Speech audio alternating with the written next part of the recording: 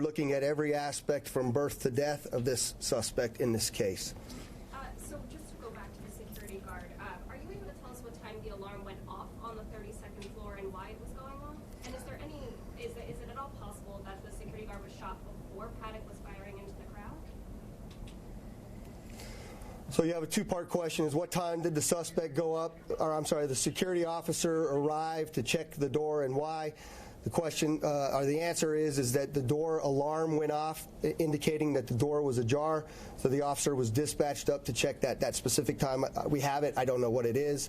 And I'm sorry, your second question? Is it possible that he was shot before Paddock was even firing? The question is, was the security officer shot before the suspect was shooting into the crowd? The answer to that is yes. We believe he was shot. That we believe that he was shooting into the crowd, and then the security officer was shot during that event. I'm taking two more. Go ahead.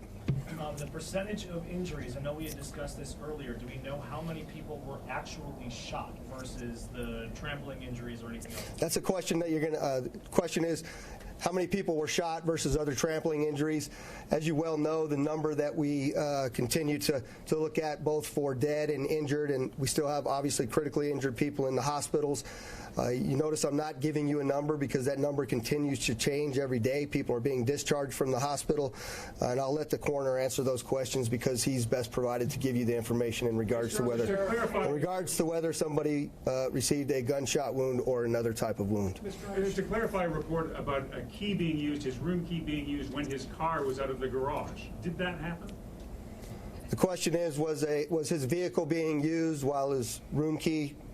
Was his vehicle out of the garage while his room key was being used? I'm not aware of that information, sir. No. Last question. I thought you might address this at the beginning, so do it at the end. Well, maybe 22,000 people have belongings there. When are they going to get it back? When are they going to? Maybe the FBI and Metro can tell us. Yeah, so we've answered that question a couple of times, Ken, but the question is, when are people going to be able to get their property back? As you can imagine, we have thousands of pieces of property that were left on the field that particular day. We are diligently working to find how it is that we can appropriately document the evidence where it lay and catalog it, collect it, and then find the mechanism to get that back to the people that actually own it. I believe we're still probably about 4 days away from allowing that to happen. And the final thing I'd just like to close out by saying to you that it's really imperative that the listening public have a very clear understanding that there are still a number of people out there that know that something looked out of place. Someone may have been acting suspiciously that night or in the years prior, the months prior. Somebody that may have seen something or knows something. Much to like the FBI SAC mentioned, if you know something, you need to say something. Please provide that information to us at that 1-800-CALL-FBI, and we'll continue to update you as this investigation continues. Thank you very much. Tell us, Mr. Capos' condition now, When will the victims be released to families?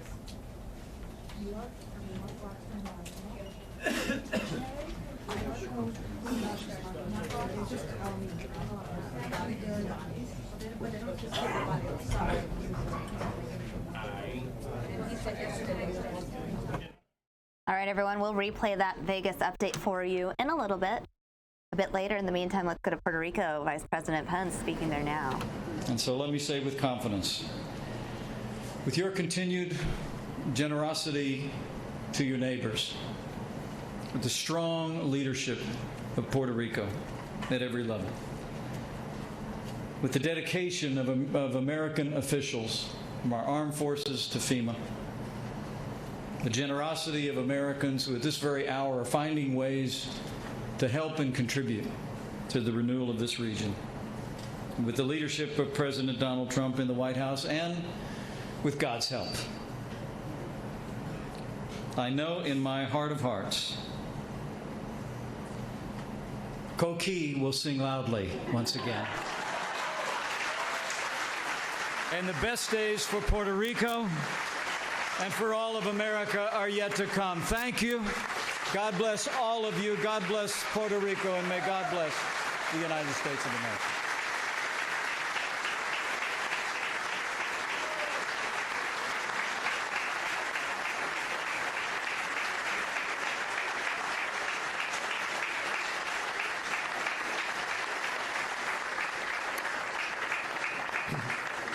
At this present moment, we are going to have a moment of prayer, a moment of reflection. It's going to be short but profound. And we will begin with a hymn by our ministry, choir ministry, which is called Peace in the Storm, Paz en medio de la tormenta. You can sit down. All right, everyone, we are going to cut out of this Puerto Rico feed and take you live to New Orleans. The mayor and other officials holding a press conference update prior to Tropical Storm Nate. Have 3 to 6 inches of rain over the duration of the system. Our greatest threats, though, from this particular storm, because everyone is different, is not necessarily rain, but strong winds and storm surge. We can see serious tropical storm force winds between 30 to 80 miles per hour starting on Saturday. Now, a strong wind event can cause significant power outages, and Entergy is here to speak to those issues as well, which is why we are closely working with them, and we want to encourage citizens to have backup supplies if needed. Additionally, when wind hits 30 to 40 miles per hour, we stop Regional Transit Authority buses and flights from the airport and NOPD and New Orleans Fire Department responses until the winds die down. We remain focused on vulnerabilities in Venetian Isles, Lake Catherine, and Irish Bayou because these areas are outside of the levee system, and because one of the greatest threats to this storm is not necessarily interior rain, but storm surge. It is a serious concern to us. The projections are that we could see 6 to 9 feet of surge. So given this threat, I am ordering a mandatory evacuation of Venetian Isles, Lake Catherine, and the Irish Bayou areas of the city of New Orleans. The New Orleans Fire Department and our Neighborhood Engagement Office will conduct outreach to the area today and tomorrow to make sure that we coordinate that evacuation. Because nearby floodgates will be closing, residents must evacuate by 12 o'clock noon tomorrow. The National Weather Service has cautioned that the majority of the serious impact and storm surge will likely occur overnight, which is another reason. The major impact that hits the city of New Orleans and the surrounding area will be somewhere between 10 o'clock on Saturday night and early Sunday morning, preferably, evidently in the dark. And that poses greater threats, which don't, therefore we don't need people on the streets or out at that time. So given that challenge, I'm instituting a mandatory curfew that will begin Saturday evening at 6 o'clock p.m. and ending Sunday morning. Small deviations in the storm track and intensity could lead to significant changes in impact, so we will continue to update you and monitor you as it changes. We're going to ask residents to follow local news and NOLA ready for all of these local updates. If we all stay informed, if we all stay alert, if we all stay prepared, ultimately we will all be safe, which is our #1 priority. So now I want to talk to you about what we're doing to prepare. As we do in all emergency events, and we have been through many together, we have already been in communication with all of our local, state, and federal partners. Our Emergency Operations Center has been activated. All departments, all agencies continue to execute all of their emergency plans to ensure that we're leaning forward and we are best prepared for whatever it is that comes our way. All first responders have been put on ready alert. The New Orleans Police Department, the Fire Department, EMS are staging high water vehicles, boats, and barricades in strategic locations should the need for them arise. The New Orleans Police Department will stage barricades and close access at underpasses beginning at Saturday evening at 6 p.m. to prepare for any flooding overnight. Again, the greatest number of deaths occur when people drive through standing water. Everybody in the city knows where these underpasses are. We had an incident last week where a number of underpasses had water, but the water went down quickly and people continued to drive through standing water. Let me just say this again really, really clearly. That is a bad idea. Do not do that, whether it's at an underpass or if there's standing water in the streets. I have ordered Chief Harrison to be very aggressive about enforcement actions for individuals that drive through puddling or standing water or drive through underpasses. You put yourself at risk and you put first responders at risk. Drivers should follow all of the traffic detours that the NOPD will establish at the underpasses. This morning, the New Orleans Fire Department began distributing free sandbags from 5 different fire stations across the city Today, the New Orleans Fire Department has distributed over 17,000 free sandbags, and we will continue to do so. The Department of Public Works and contractors are continuing to aggressively clean and repair catch basins. We have 14 trucks and crews on the street right now. We have prioritized work in the areas that have been prone to flooding. The City Health Department has been coordinating support to those in nursing homes to ensure that they have updated emergency plans, backup power, and evacuation plans if needed. I want this to be set out very clearly to all of the nursing homes and all of the facilities in New Orleans that are caring for the elderly. You are responsible for their safety. If you do not have a generator, go get one. If your generator is broken, call us.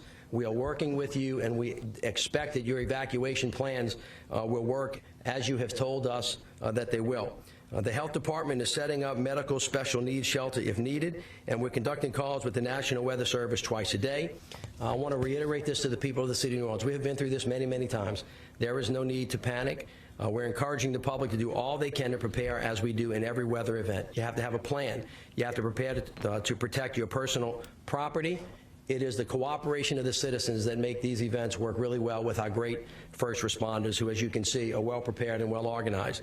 Now, I want to address pumps and drainage. The Sewage and Water Board and the contractors have been and continue to work 24/7 to repair all power and pumps at the Sewage and Water Board.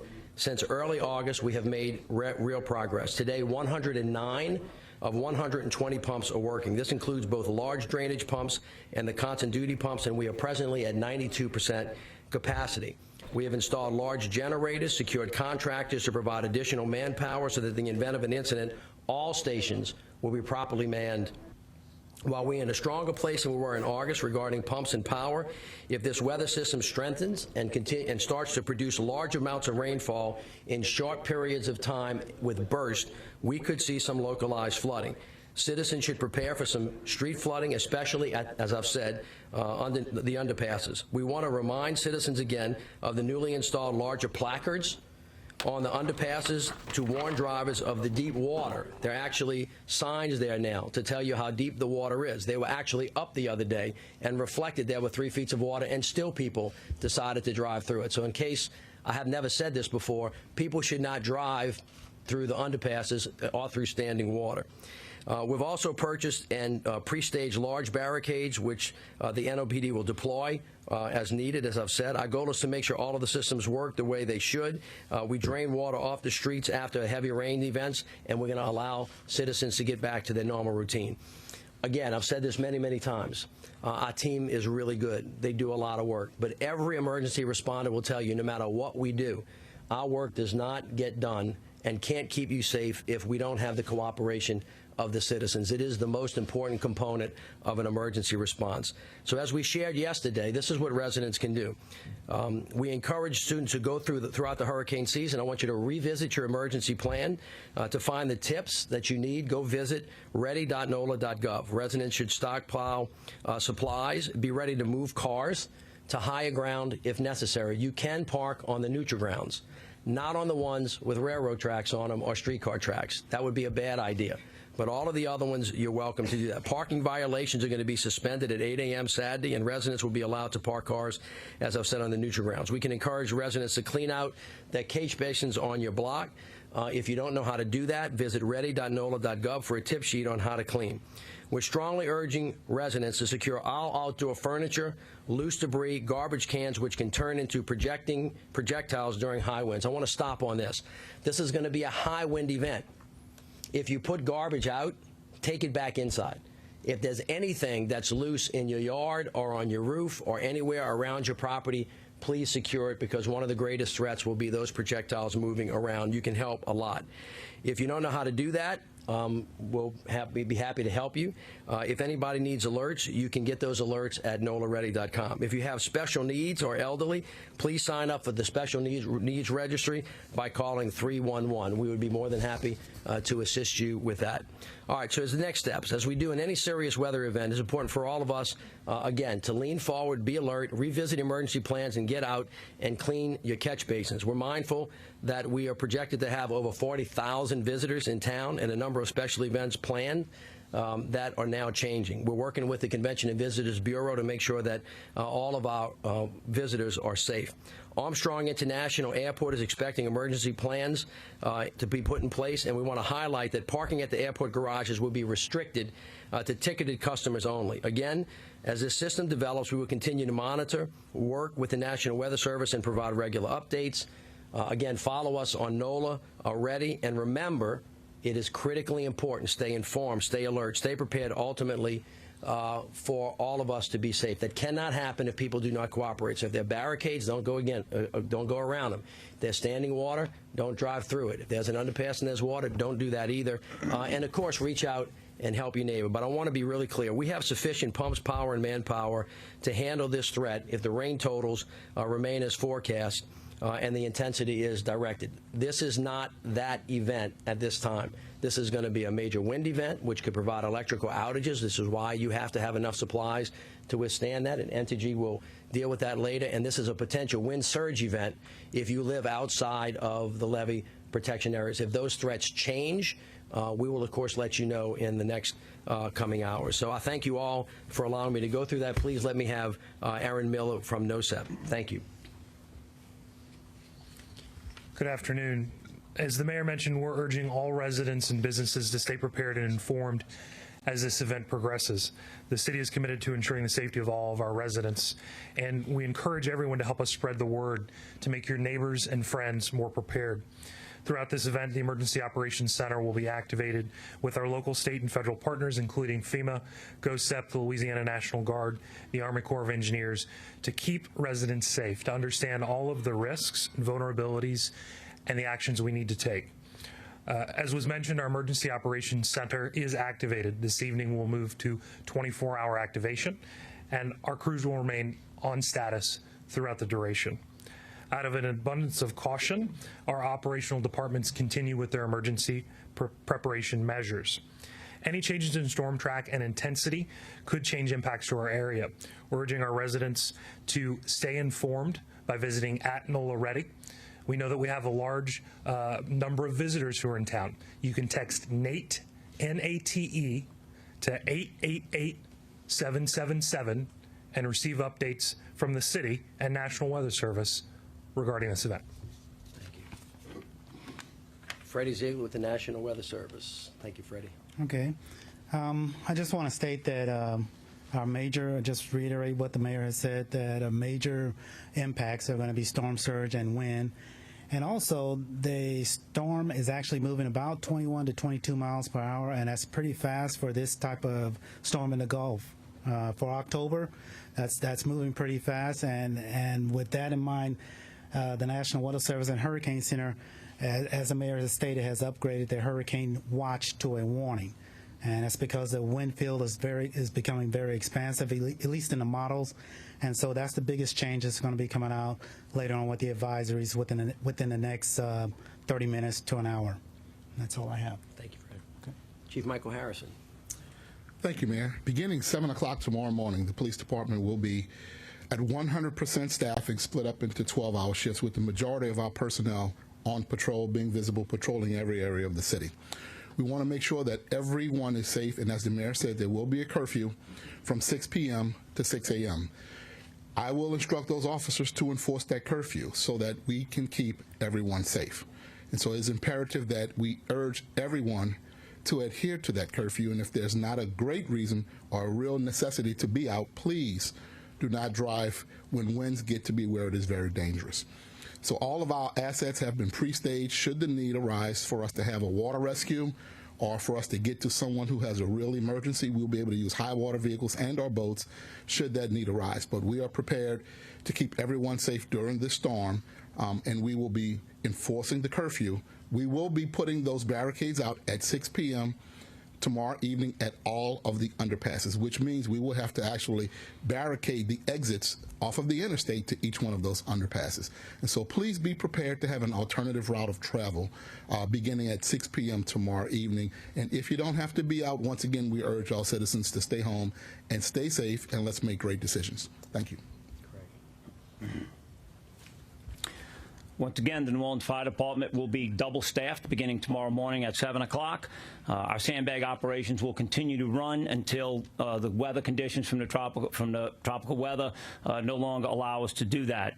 We encourage everyone to take the precautions to make yourself safe. Come get the sandbags and protect your personal property.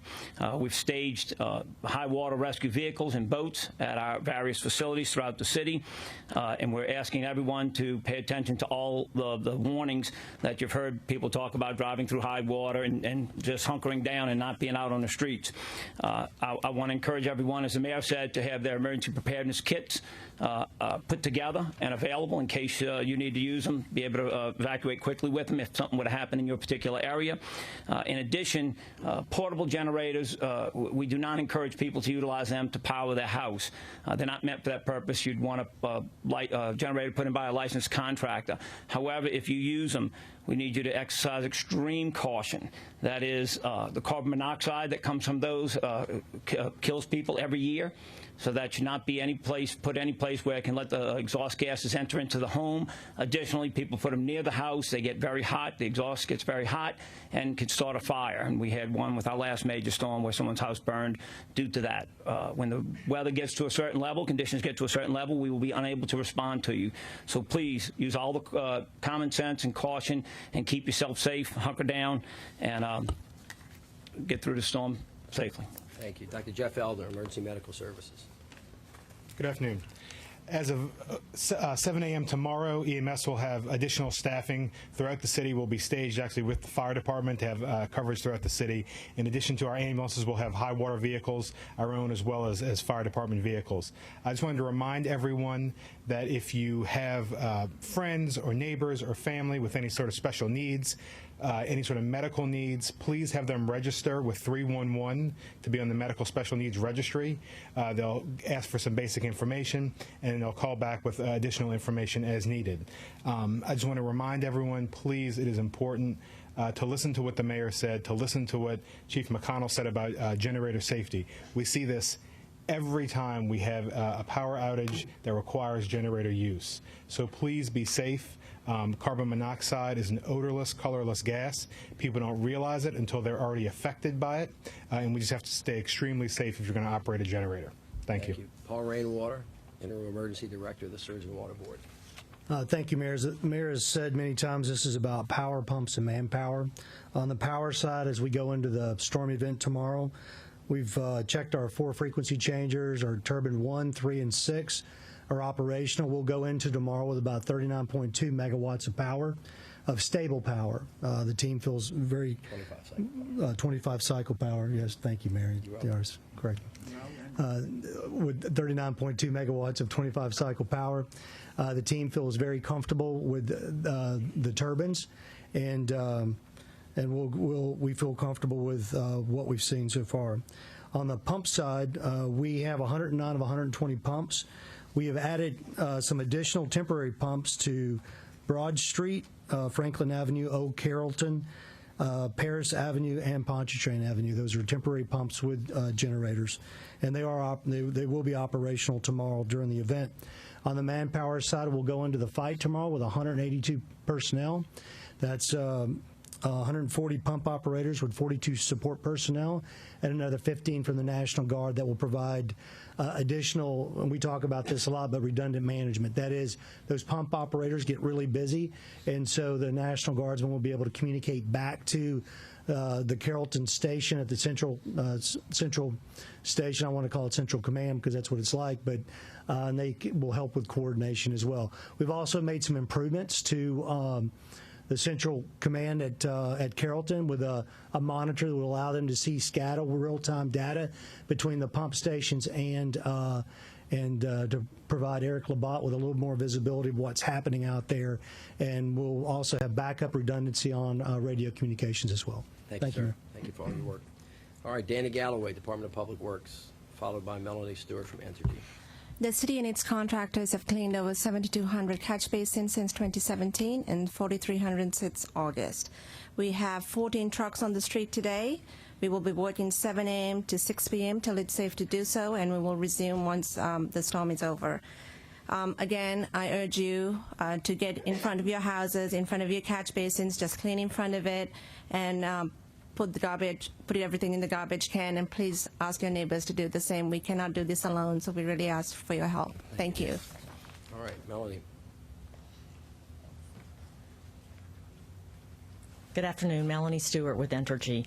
Entergy is closely monitoring the storm, and we have secured 1,800 resources that are ready to respond when needed. Our logistics team has secured staging sites, and we've inspected the lines serving the Sewage and Water Board and are in constant communication with them so that we'll stay coordinated. We've also secured special equipment. We have helicopters, airboats, and high water vehicles.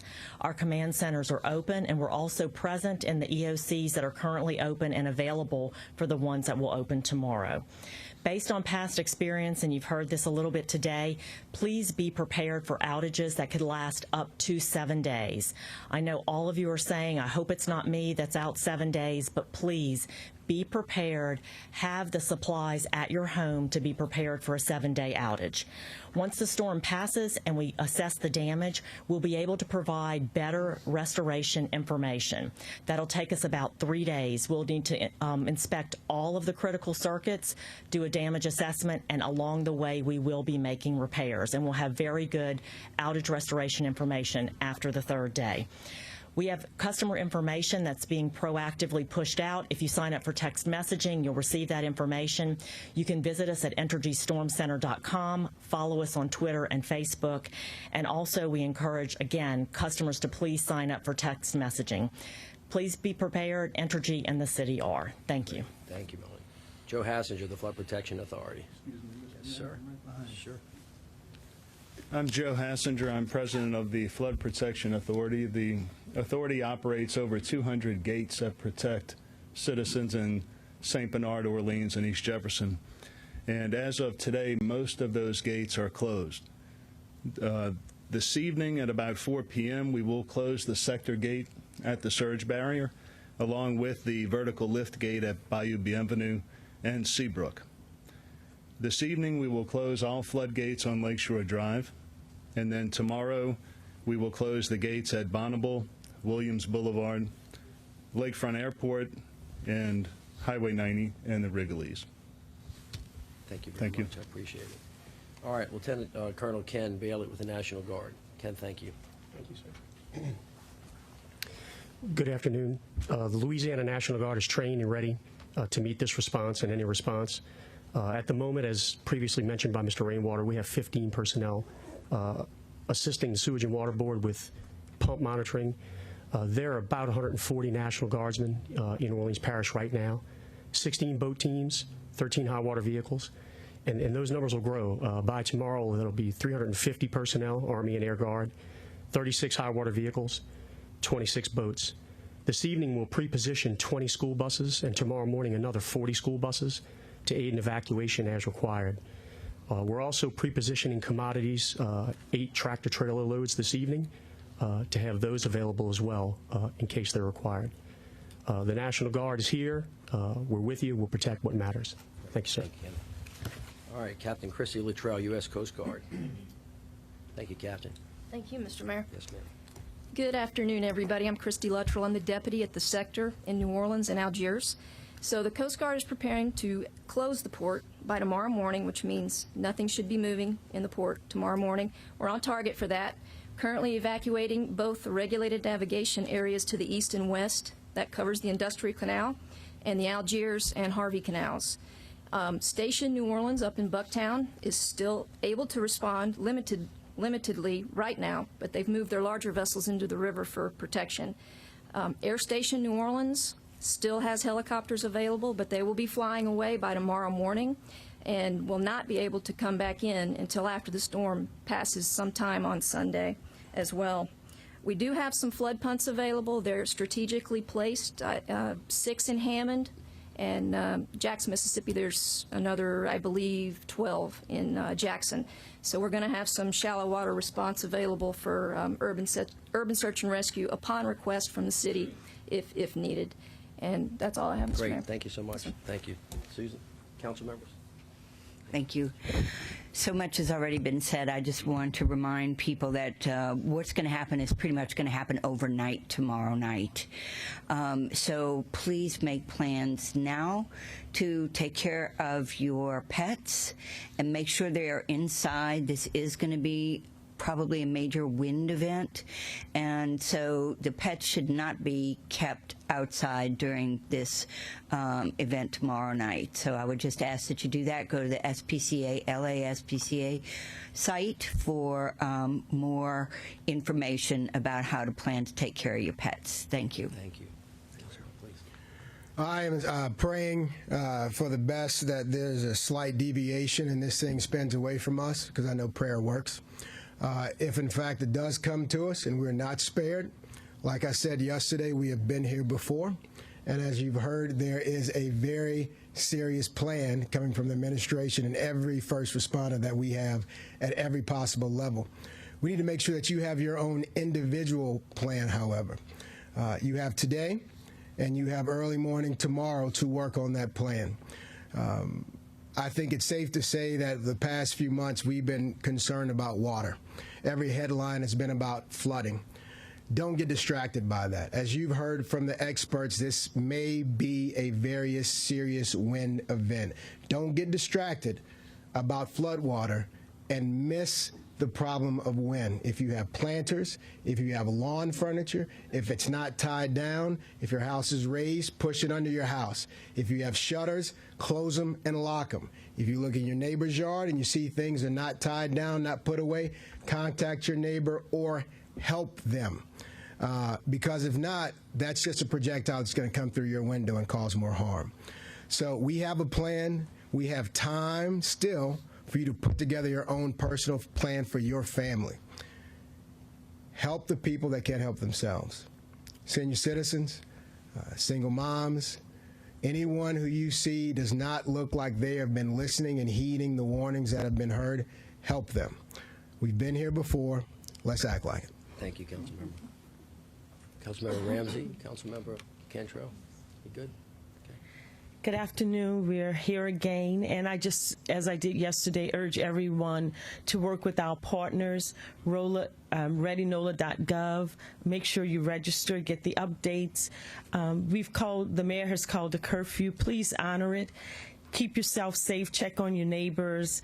Get everything out of your backyard. Make sure things are tied down. We can do this. We've done it before, and just work with our great team that we have up here. Thank you so much. Councilmember Cantrell or Gray? Either of you? Yeah. Great. Thank you. I'll just add that festivals have been canceled for this weekend. And of course, school is expected to be in session on Monday. I will also just encourage you to, again, be vigilant, use common sense, and check on your neighbors, particularly our seniors that are homebound. Charge your portable batteries for your cell phones. This is the real time to get out all of the necessary equipment so that should power go down, that you would have the ability to continue to communicate to one another. Thank you so much. Thank you. Councilmember Gray. The team has two parts. Part of it is standing behind me. They are well prepared. They're ready to go. The most important part of the team are the citizens. You've heard from all of us what you need to do. I'm sure you're going to do it because I think we're part of the best team ever to handle this kind of situation. Be ready, do what you need to do, and do it soon. Thank you. Thank you. So I see you can. I know that you can see now that we are ready for whatever comes our way. We're well prepared. We have a great team. We are very experienced, and we are ready for whatever Nate brings our way. However, I want to reiterate just a couple of very brief points to you that the citizens may not fully understand. Tomorrow at 6 o'clock, when we close those underpasses and when we call for a curfew, one of the reasons why it's important for you to listen is because our first responders, who may be called out to help you on the streets, are now really trying to protect the rest of the city. We also don't know exactly when the winds are going to hit or not hit. And thirdly, they can't go out there at 12 o'clock at night and put the barricades up and do all of the other things. So if you want us to do our part to protect everything, it takes a lot of time, it takes a lot of effort, and it takes a lot of pre-planning. So that's, again, while I would just ask you from tomorrow night at 6 until early Sunday morning until we clear, just do the best you can to stay off of the streets of the city of New Orleans. And as we have said many times, if you help your neighbor, if you clean your catch basin, if you get your plan, if you pick your garbage up off the street, if you take the projectiles out from where they may be, that means anything that's loose can get picked up by 50, 60, 70 miles an hour of wind. We're all going to be in great shape. And you know, the great hope and the great prayer is that Monday morning we wake up and say, you know what? As you said yesterday, why do we go through all of that? But I think everybody can see that we are in the cone of what I call discomfort, along with Mississippi and Alabama. We're not exactly sure where it's going to go or how much it's going to cost, but we have to prepare for the worst and hope for the best. And I trust that you all now know that we are very well prepared, and we look forward to making sure that there's no loss of life and to the greatest extent possible, no loss of property. A little bit of inconvenience we can all put up with because it's what has come our way. So with that, let me open it up for questions, and please direct it to whoever you think is. Yes, ma'am. Hi, Michelle Miller. Mr. Mayor. Nice to see you. Nice seeing you. Thank you. Can you guarantee the people of New Orleans that that pumping system will work as it should? As a matter of fact, I can. Because of the projections that we have right now, 2 to 4 inches of rain over the entire period of time, we have plenty enough power and plenty enough pumping capacity to handle those potential rain events. As Paul said earlier, we now have substantially more power than we had a month ago, 39.25 megawatts of power. We have 109 pumps out of 120, which is plenty to handle what basically the projections are with Nate. Just one follow-up. Sure. 12 years after Katrina, why wasn't there a fully functioning drainage system in place with all the money that was spent on flood protection? Well, there are a couple of things. First of all, as you know, having been from here, that pumping station, the Sewage and Water Board, has had deferred maintenance for 40 or 50 years. The pumps that are actually out there right now are as old, some of them as Calvin Coolidge. The money that was given to the city was de minimis in comparison to the needs that we have. For example, in our sewer and drainage system, the need is $9 billion, and we received about $2 billion in recompense.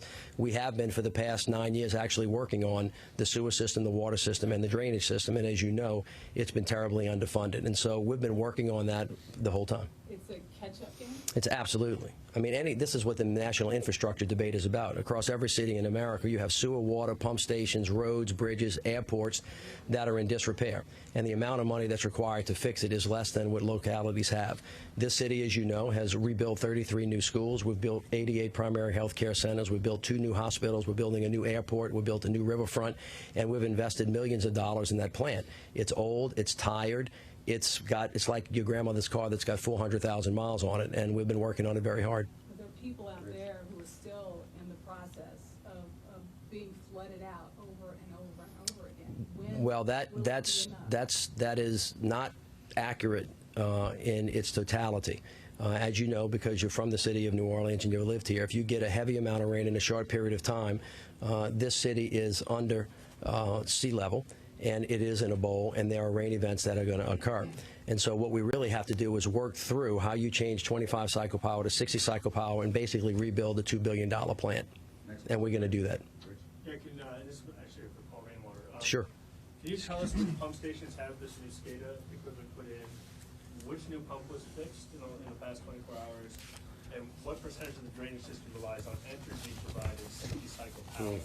So have, some kind of contingency plan when if the wind knocks that power. So we're using the term SCADA, but basically what we've done is we've got a projection from the different pump stations that we've created, and we're going to provide that to Eric so he sees a green and red, and he sees a flow. It's a workaround, basically. That's one piece. So the DPS 7, it's a small 250 CFS pump. And what was the third question? I'm sorry. For 60 cycle, what percentage of the drainage system relies on 60 cycle energy provided by Entergy that could be vulnerable to wind knockout?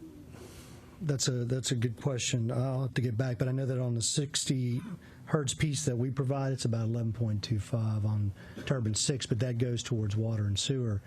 But I can get back with you on the Entergy side. So. Next question, Dan. For Paul, is there enough power if Entergy goes out to power water, sewage, drainage? So we ran that scenario today. If we actually ran a worst case scenario of 15 megawatt power, and we believe that we can provide enough power to provide water and sewer on turbine 6, and then with 1 and 3, we think that 3 isn't a. Basically, we brought it down after we used it on Monday, and we'll bring it back up. And we've actually been running some exercises. Turbine 6, since it's a Corps of Engineers and it's a new turbine can get up in about 20 minutes.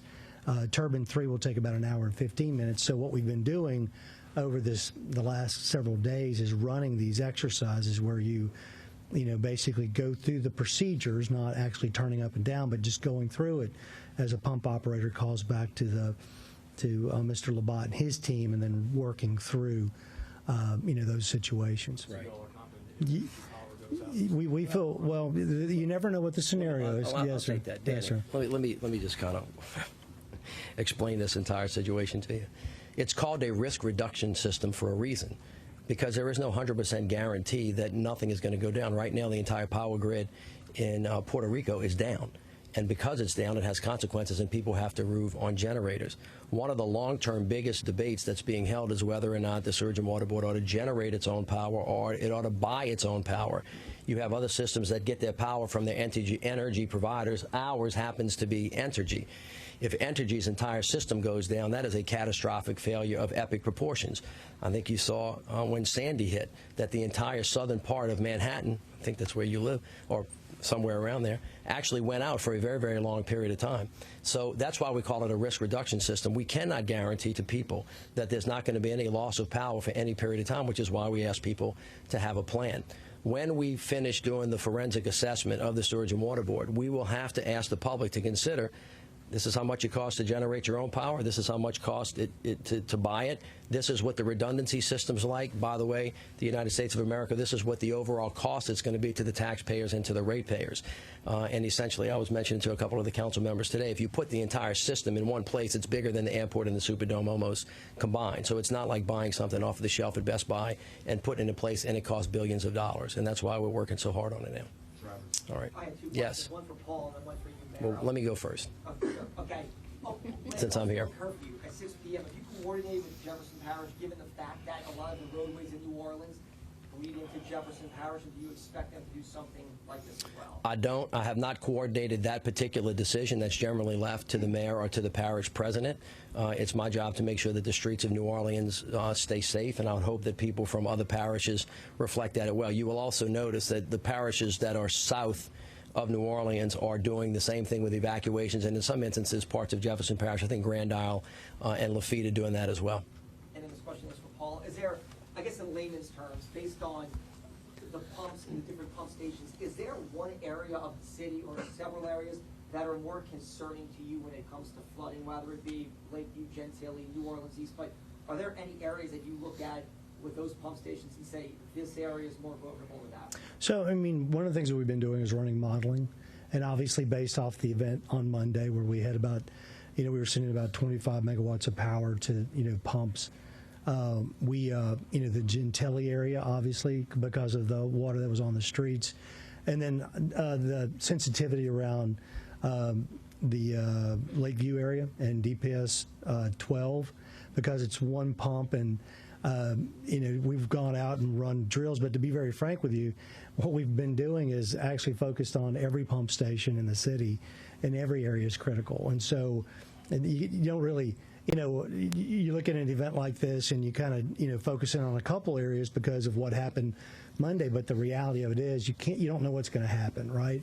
And so all you can do is look at the entire system and try to figure out and war game it the best you can and make sure that you've got really great coordination, which you do. You have really good people with good coordination. We've been working with Entergy as well. The Entergy question comes up quite a bit, but the reality is if you look at our system and the way that it's designed, it's a very complex system, as the mayor said, that, we're going to be providing him some alternatives in the near future about automation, possibly. What sort of, system makes it more, is it simpler to turn over when an Entergy aerial goes down and convert back over to the turbine 6 as we when we had the water bowl advisory, just things like that, and taking all the events that have happened over since August the 5th and kind of combining that in a presentation to the mayor that says this is what you need to do to have a perfect, 100% solution. And then the mayor and the leadership will have to decide, and the public will have to decide if that's what it wants and where it wants to go. So, thank you. Anybody else? Yes, Jeff. Can you explain a little bit more about the worst case scenario plan you were doing? well, I mean, 50 megawatts. 15 megawatts, but That was assuming that was all the system had. that's exactly right. And so, Be able to power it. well, so I mean, you can get 15 pumps thereabouts. And you can, turbine 6 would power water and sewer, but I'm not going to talk 25 cycle with 25 cycle. Thank you, Mayor. You're welcome. I can actually take that. Yes, sir. You have the system is powered. It's about 55 to 45%, 60 hertz versus 25 hertz. What we're talking about now, and what has been of concern, is turbines 1, 3, 5, 4, and 6, actually, that are 25 cycle pumps. That is not the same as the 60 cycle power, much of which comes from Entergy. So right now the system is a combination of both. You keep all wanting a definitive answer to an equation that we don't know the answer to yet, which is what is the capacity of the whole system, which includes the catch basins, the pumps, the power, and then the ability to coordinate all of those things. This is what you need to know. The pumping system in the city of New Orleans is as old as Calvin Coolidge. That's the first thing that you need to know. It has been in disrepair for a very, very long period of time, and is not the only one in the country that's anywhere like it. As a matter of course, they have been repairing the 25 cycle pumps, and the answer to your question in the back is the Mid-City area, the Gentilly area, all of that which is south of the Industrial Canal, what they call the Old City, and on this side of the Mississippi River is powered by 25 cycle power. Now, having said that, everybody keeps going back to the August 5th flood. I want to reiterate this to you again because, Michelle, it was implicit, and which is why I pushed back on your question. If this city gets 5 to 10 inches of rain in 3 hours in a small part of the city, it doesn't matter if the pumps are pumping at 100%. And all of the pumps are pumping, it is going to get wet. I don't understand how people in the city have now somehow gotten into their mind that it's never going to get wet. May 5th, 1978, 7 feet of water in the Broadmoor section of town. I was in a P-Rug. I got my grandmother out of the hair salon. And I can give you a list of at least 50 of those events that have taken place over the last 100 years. We live in one of the lowest parts in the country. We have the biggest and most robust and the strongest pumping system in the world. And we happen to have this summer the largest number of rain events that we have ever had, with the largest amount of rainfall.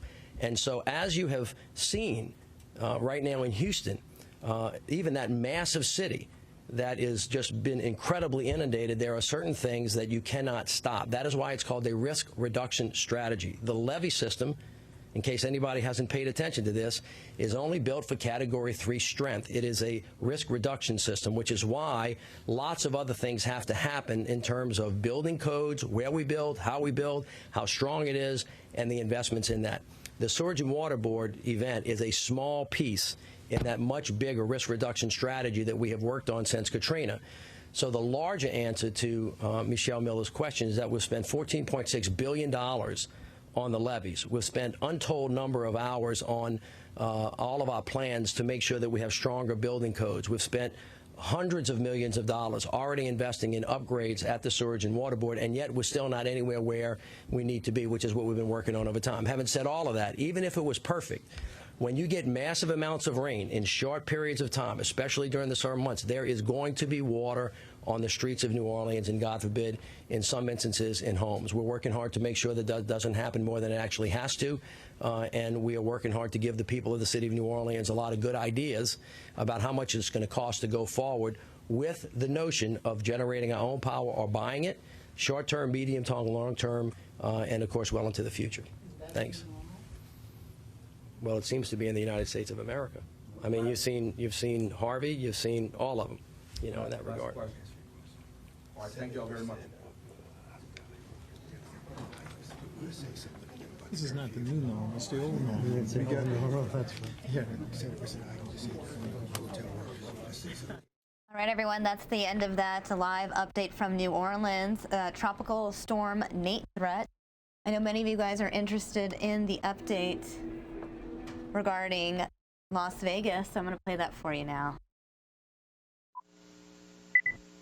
going to be providing you an update this afternoon on the Route 91 Music Festival mass murder. To date, we have run down well more than 1,000 leads in this investigation.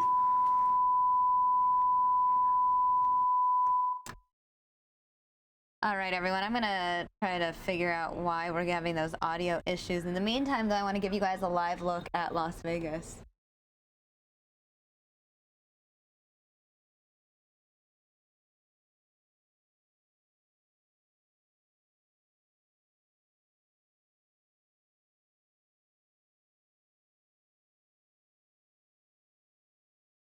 All right, let's try this press conference again.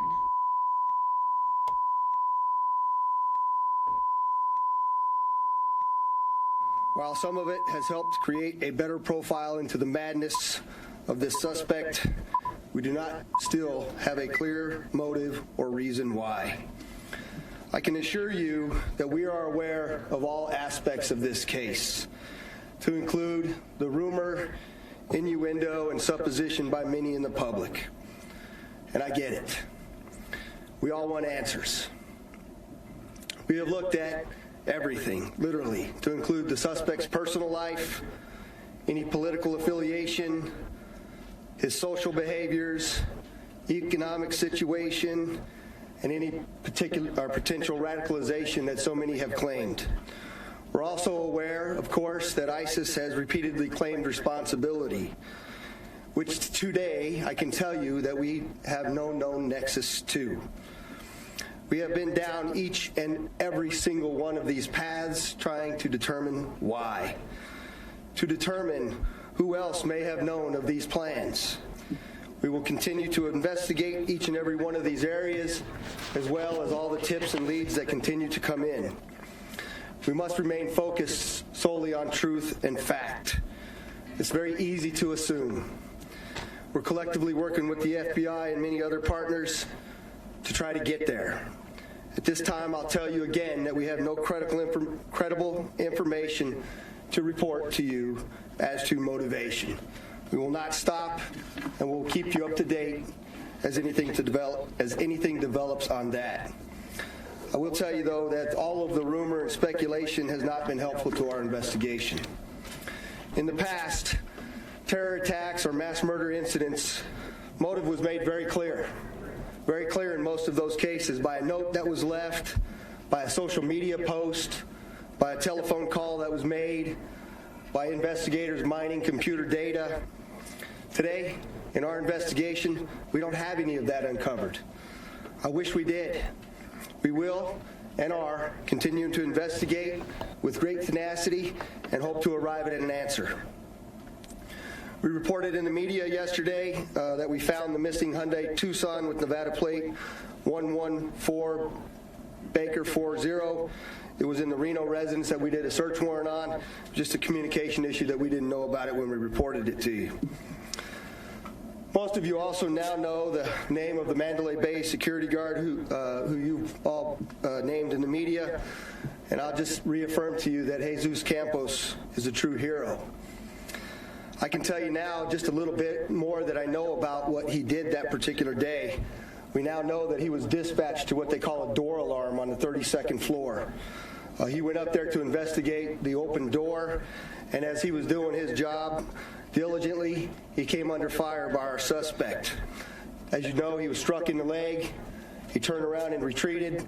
He notified his dispatch, which was absolutely critical to us knowing the location, as well as advising the responding officers as they arrived on that 32nd floor.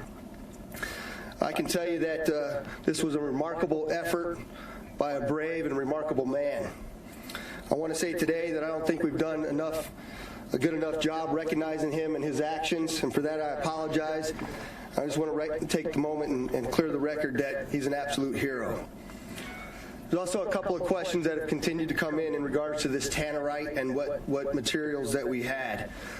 You all know we've given you this information about where we found the tannerite in the vehicle. Tannerite is a binary explosive, meaning that it's composed of two substances.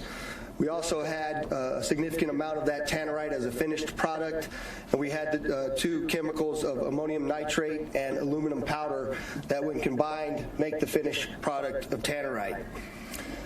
Sorry to tell you, I don't know what he was going to do with all of that tannerite. I wish I did, and we continue to try to find that information out.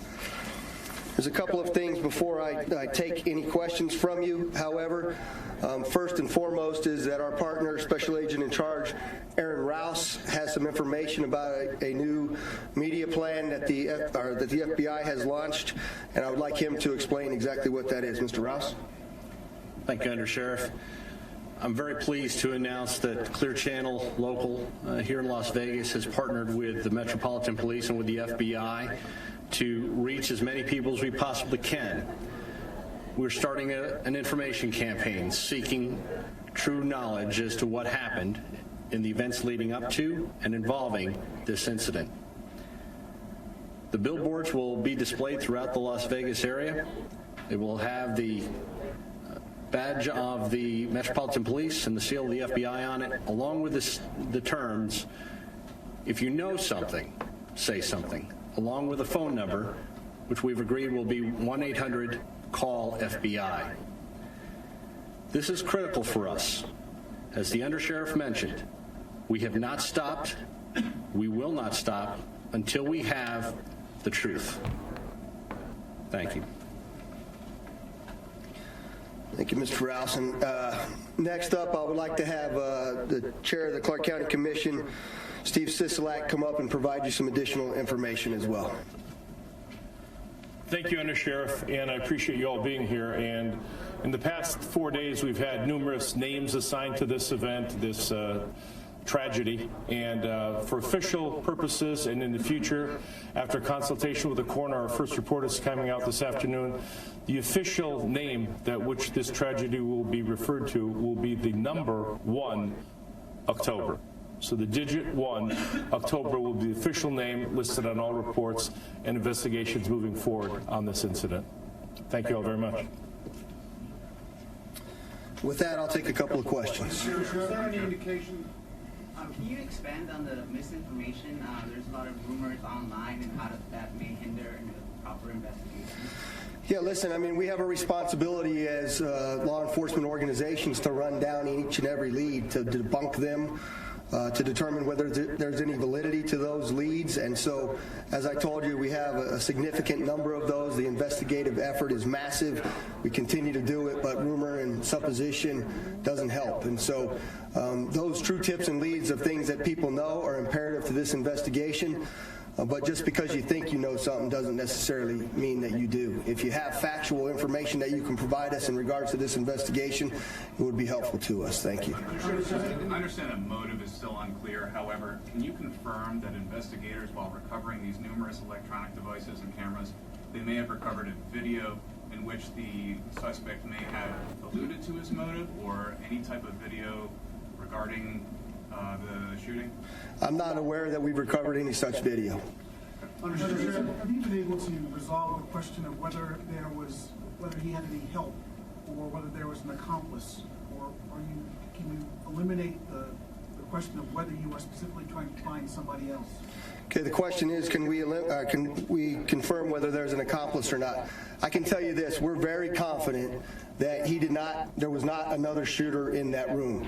What I cannot confirm to you today, and what we continue to investigate, is whether anybody else may have known about this incident before he carried it out. You're going to have to speak up. I'm sorry. Concerning the question of tannerite, what it's being used for, was there any indication that anything was found in his vehicles or his home? That there was a chance this guy was putting together IEDs with shrapnel, with containers, or anything else like this, or was this just a standardized package that's normally sold? Right. The question is about the tannerite that we found and whether we believe he was trying to make it into an IED. I can tell you we found it in the condition that it was, and it did not resemble an IED. I don't know if you guys talked about this or not, but in the video of the Mandalay Bay, have you reviewed all of that to see if somebody else came with him, or all those days prior? The question is, have we reviewed the video from the Mandalay Bay? I can tell you that there's voluminous tremendous amounts of video from many different locations. We have reviewed it, and we have not located any other person that we believe to be a suspect at this point. Was there any indication that someone else used his card key to get into his room while he left the hotel? Question is do we know that anybody else used a room key for the hotel room, and we do not believe that happened. Undersheriff, do we know? Can you comment on whether the shooter had any mental health diagnoses, whether the reports he's taking Valium or another medication? The question is about the medical status. That is another aspect of the investigation we're keenly interested in, and we continue to investigate that. Are you looking at whether he... Go ahead, sir. The security officer tells you the timeline that he was shot at 10:18. Tells you he was shot. When was he shot? I can give you the exact time off the timeline off camera. I don't remember. I don't have it in front of me as we sit here. I'll be clear about the timeline, right? What the sheriff and I both explained to you at different times is information that we had initially. We went back and reconciled it with what was on the body-worn camera as well as what was in our computer-aided dispatch, the CAD data. And so all of that timeline that we represented to you is what we have to the best of our knowledge today. I'm sorry, I cut you off, ma'am. Okay, I'm just wondering, are you looking into the question where he was kind of obsessed with the month of October since he bought the guns in October and his lawsuit was dismissed in October? I can tell you that our investigation is focused, I'm sorry, the question is, are we looking specifically at the month of October? The answer to that is we are looking at every aspect from birth to death of this suspect in this case. So just to go back to the security guard, are you able to tell us what time the alarm went off on the 32nd floor and why it was going on? And is there any, is it at all possible that the security guard was shot before Paddock was firing into the crowd? So you have a two-part question. Is what time did the suspect go up, or I'm sorry, the security officer arrived to check the door and why? The question, or the answer is that the door alarm went off, indicating that the door was ajar. So the officer was dispatched up to check that specific time. We have it. I don't know what it is. And I'm sorry, your second question? Is it possible that he was shot before Paddock was even firing? The question is, was the security officer shot before the suspect was shooting into the crowd? The answer to that is yes, we believe he was shot. That we believe that he was shooting into the crowd, and then the security officer was shot during that event. I'm taking two more. Go ahead. The percentage of injuries, I know we had discussed this earlier. Do we know how many people were actually shot versus the trampling injuries or anything else? That's a question that you're going to, question is, how many people were shot versus other trampling injuries? As you well know, the number that we continue to look at, both for dead and injured, and we still have obviously critically injured people in the hospitals. You notice I'm not giving you a number because that number continues to change every day. People are being discharged from the hospital, and I'll let the coroner answer those questions because he's best provided to give you the information in regards to whether somebody received a gunshot wound or another type of wound. To clarify a report about a key being used, his room key being used when his car was out of the garage. Did that happen? The question is, was his vehicle being used while his room key? Was his vehicle out of the garage while his room key was being used? I'm not aware of that information, sir, no. Last question. I thought you might address this at the beginning, so do it at the end. Well, maybe 22,000 people have belongings there. When are they going to get it back? When are they going to... Maybe the FBI and Metro can tell us. Yeah, so we've answered that question a couple of times, Ken, but the question is, when are people going to be able to get their property back? As you can imagine, we have thousands of pieces of property that were left on the field that particular day. We are diligently working to find how it is that we can appropriately document the evidence where it lay and catalog it, collect it, and then find the mechanism to get that back to the people that actually own it. I believe we're still probably about 4 days away from allowing that to happen. And the final thing I'd just like to close out by saying to you that it's really imperative that the listening public have a very clear understanding that there are still a number of people out there that know that something looked out of place. Someone may have been acting suspiciously that night or in the years prior, the months prior. Somebody that may have seen something or knows something, much like the FBI SAC mentioned. If you know something, you need to say something. please provide that information to us at that 1-800-CALL-FBI, and we'll continue to update you as this investigation continues. Thank you very much. When will the victims be released to families? All right, everyone, so that was the end of that Las Vegas police update replay. I want to go ahead and show you guys a live look at the White House. We are going to continue with our News Now coverage. Vice President Pence, as you know or may not know, is in Puerto Rico, and he spoke live from Puerto Rico at a prayer service there, him and his wife. I'm going to go ahead and play that for you now, in case you missed it. With the kids, so that they can also see that even within the storm, there is opportunity. So, Mr. Vice President, we have great challenges here in Puerto Rico, but we are a resilient people here. We are strong, we have heart, but overall, we have great faith. We have great faith in our God, but we have great faith in your leadership as well, Mr. Vice President. So to us, on behalf of all of the people in Puerto Rico, on behalf of our great resident commissioner, on behalf of all of our cabinet and our government, it is an honor and a pleasure to introduce to you a great and phenomenal leader, a leader for our times that has strength, vision, courage, and that he didn't disappoint when he stepped out of the plane. First thing he said to me, right next to the resident commissioner, is, we are going to be here with you, with the people of Puerto Rico for the long haul. God bless you, Mr. Vice President. Thank you for your leadership.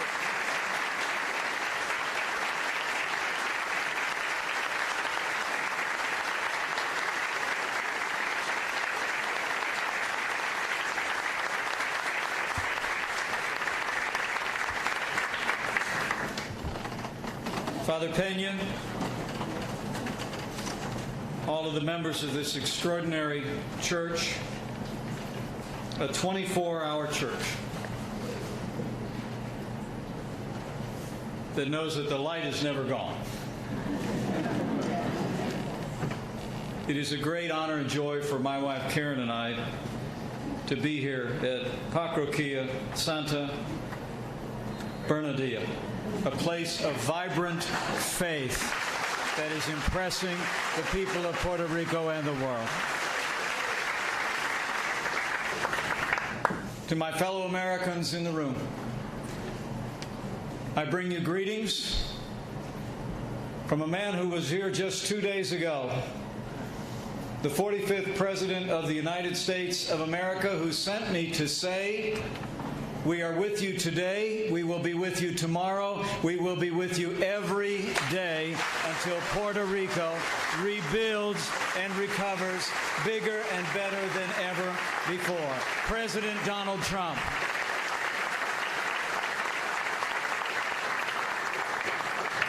And let me express a word of appreciation on behalf of President Trump for your governor. Governor Rocio and his wonderful wife, Beatrice, who is only 8 months pregnant. I told your governor in one of our recent video conferences that Puerto Rico is impressing America and impressing the world. And Governor Rocio, you and your family's commitment, your determination, your vision for Puerto Rico is inspiring our country, and I commend you for that, and I thank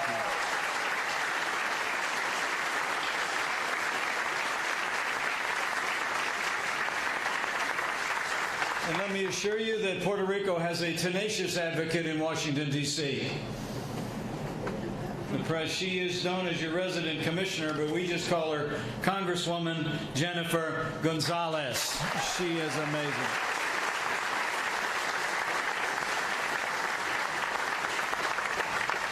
Thank you all. Thank you for such a warm welcome today. I must tell you that the hearts of the American people have been breaking for people across these islands. Karen and I were in the U.S. Virgin Islands earlier today, and the President directed me to be with you this week, to make sure that people all across Puerto Rico, not just in this great city, but in places like Utuado, Arecibo. All right, we're going to cut out of this Pence speech to take you to Vice President Pence in the Virgin Islands. Truly remarkable, but we understand the frustration. When you think of the sheer magnitude of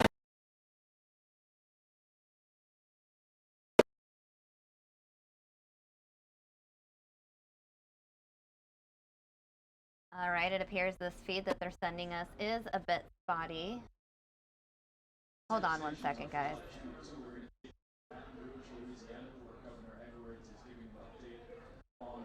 All right, guys, it looks like we're having some technical difficulties here with this feed from the Virgin Islands.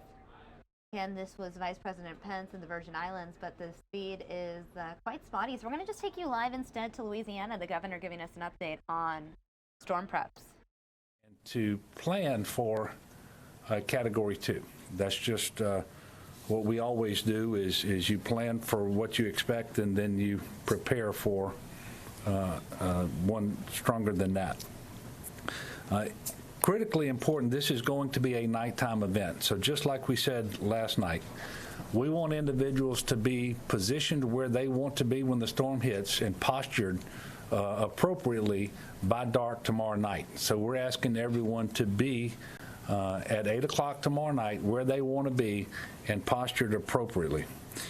Further, with this being a nighttime event, with storm surge, with rain, with the wind that we expect, nighttime activities will be much more hazardous than normal. It is very difficult to see water in the road, much less gauge its depth or the strength of the current when it's dark. And we're asking people after 8 o'clock tomorrow night for sure not to be out unless it is absolutely critical to do so.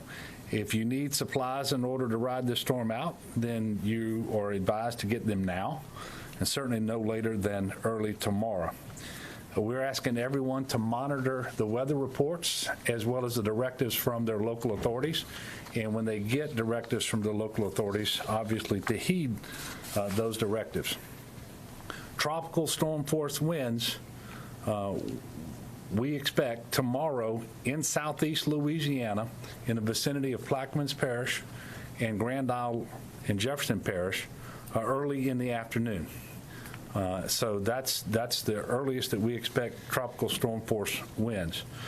Obviously, the impacts from this storm are highly dependent upon the track and upon the intensity, but we are being told to expect 3 to 6 inches of rain, a storm surge of 4 to 7 feet along the open coastline, 3 to 5 feet along Lake Pontchartrain, and 1 to 3 feet along Lake Maurepas.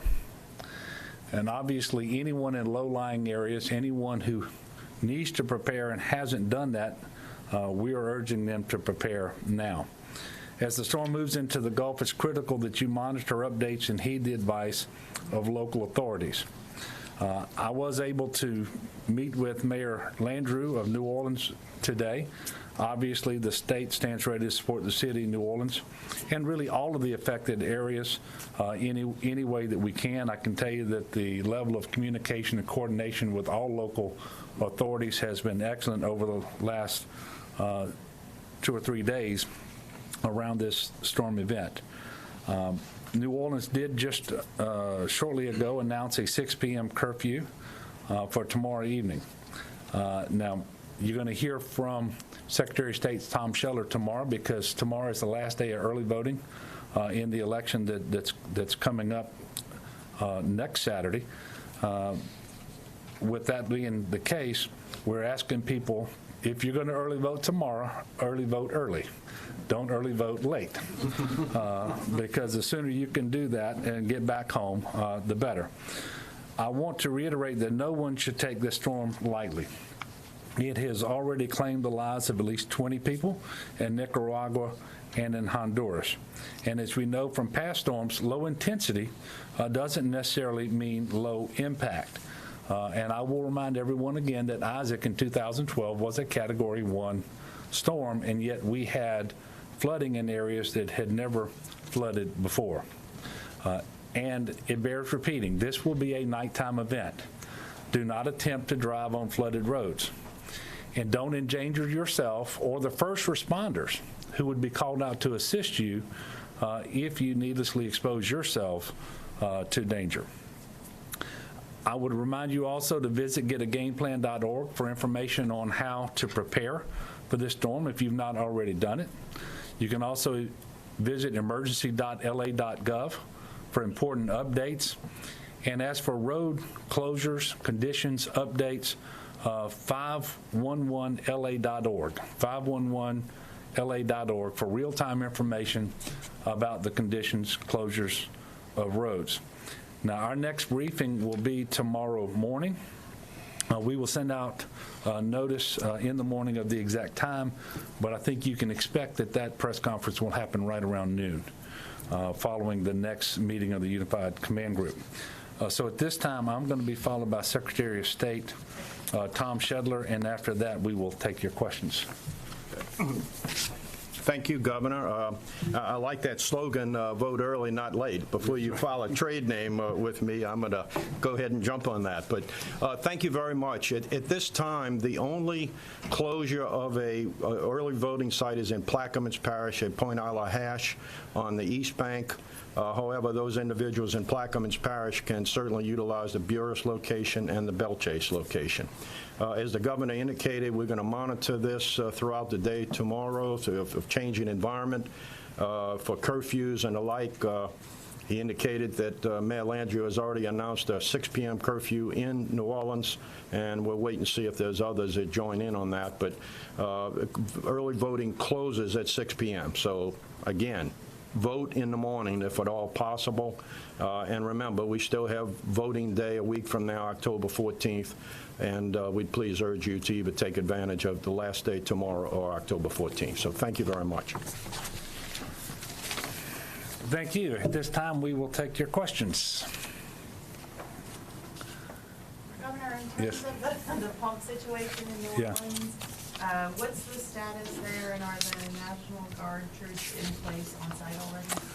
They are. 15 National Guard soldiers who have been trained up on this mission for weeks now are in place. They have communications and transportation with them to get their eyes on pumps as they're running and to report any problems, and that's well coordinated and rehearsed.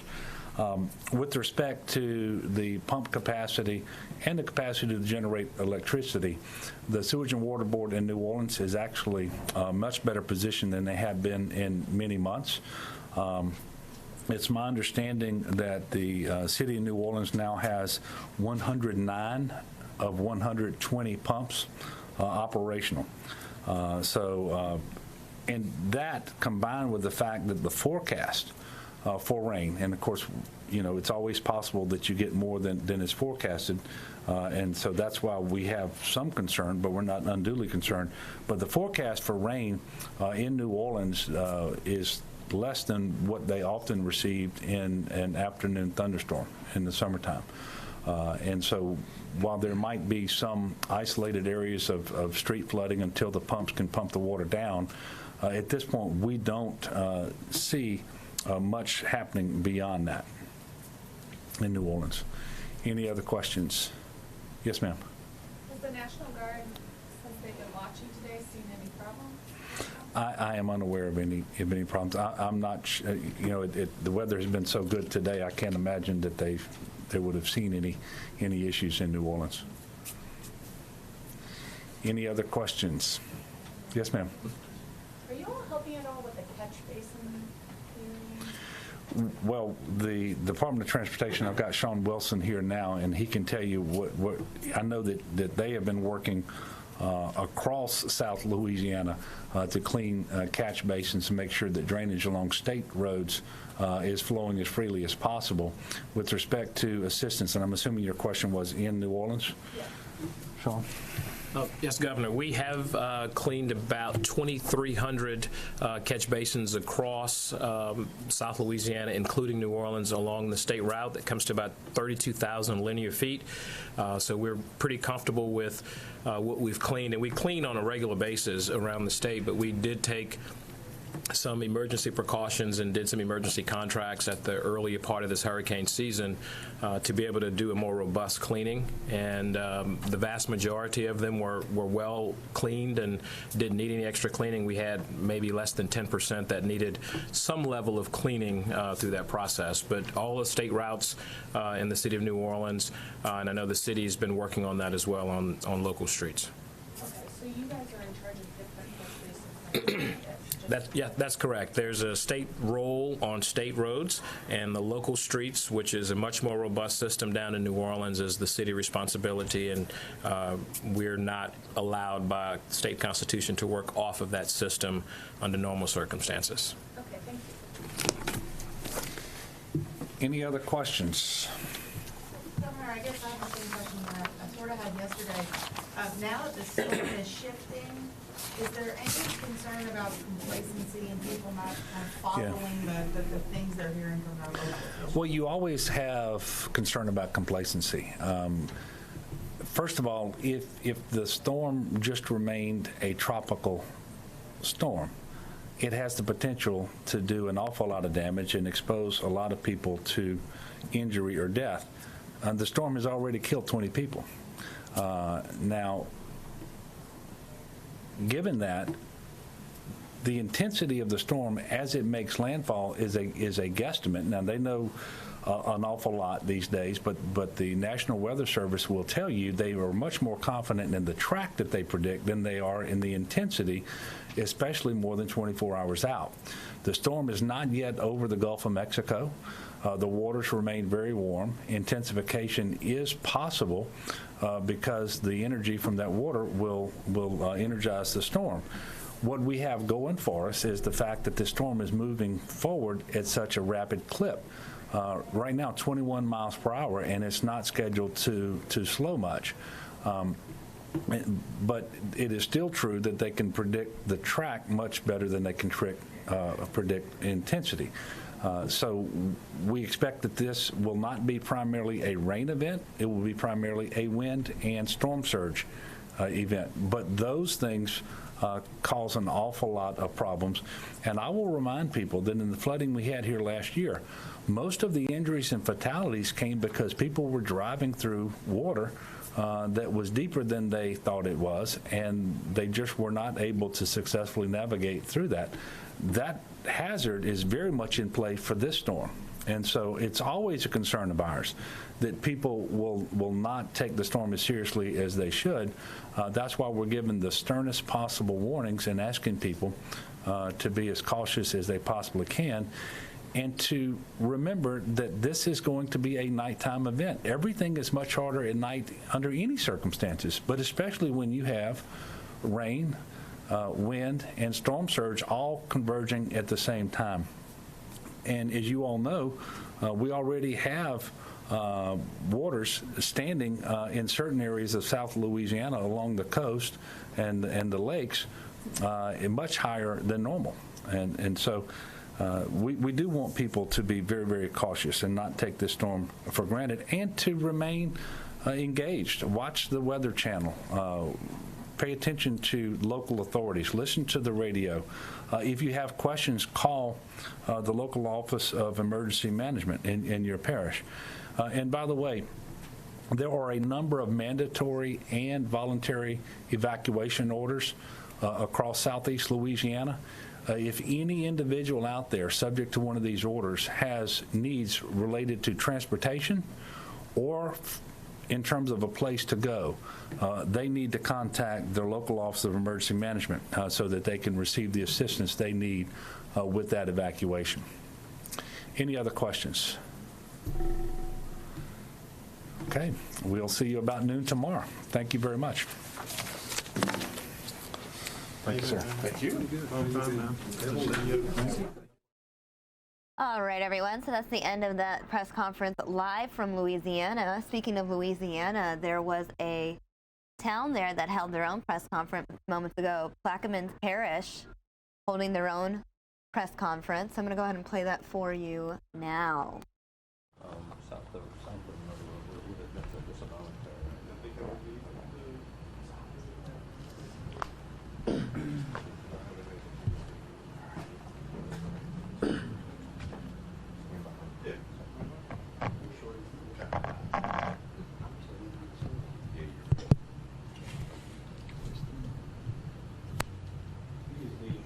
Leave it like that? Okay. Got it right?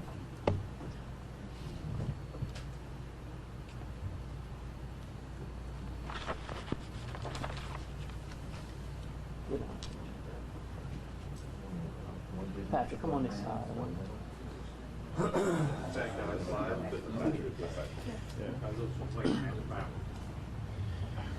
Oh, I said more love. All right. Now it looks so short.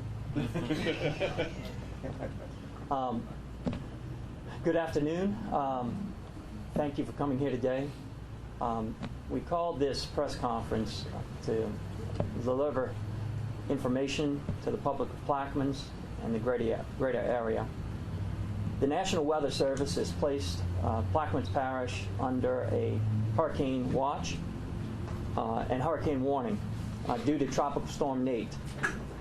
Yesterday, my administration issued an emergency declaration for the parish. Today, we signed the order for an emergency declaration for a mandatory evacuation order that was signed by me for the entire east bank of Plaquemines Parish and for all areas outside of the levee protection system. The rationale for this was twofold, but principally based upon Schleffer East will be closing the Carnarvon gates at 10 a.m. tomorrow. And we do not want any of our residents on the East Bank to undergo a potential Isaac scenario again. There will be an evacuation shelter at the Belshas Auditorium. It will be opened this evening. I also ordered a voluntary evacuation for all Plaquemines residents on the West Bank south of Oakville. And we want to urge everyone that, especially those with young children and elderly parents or elderly friends, that if they would please heed the voluntary evacuation order, because given that no one knows exactly where this storm will go, at the very least, it will be sure to inconvenience people, and people with medical issues may not have access to the health care and the emergency services that they need. I gave the order to close the Hero Canal gate. That work will be done at 2 p.m. today. The Empire floodgate will be closed by 7 a.m. tomorrow. Although some models have Tropical Storm Nate taking somewhat of an easterly jog, we do not know exactly where it will land. And so we're preparing for the worst. Sandbags are available. They're available at the Empire Boat Harbor, near Braithwaite Heavy Equipment, the State School in Belshas, and by the Point Lahash Dome. But let me urge and emphasize that for the residents on the East Bank, please don't waste too much time with sandbags. It's more important that you evacuate today, tonight, and get out, because as I stated, the gate at Carnarvon will be closed tomorrow at 10 a.m. We will suspend tolls on the ferry to aid in the evacuation.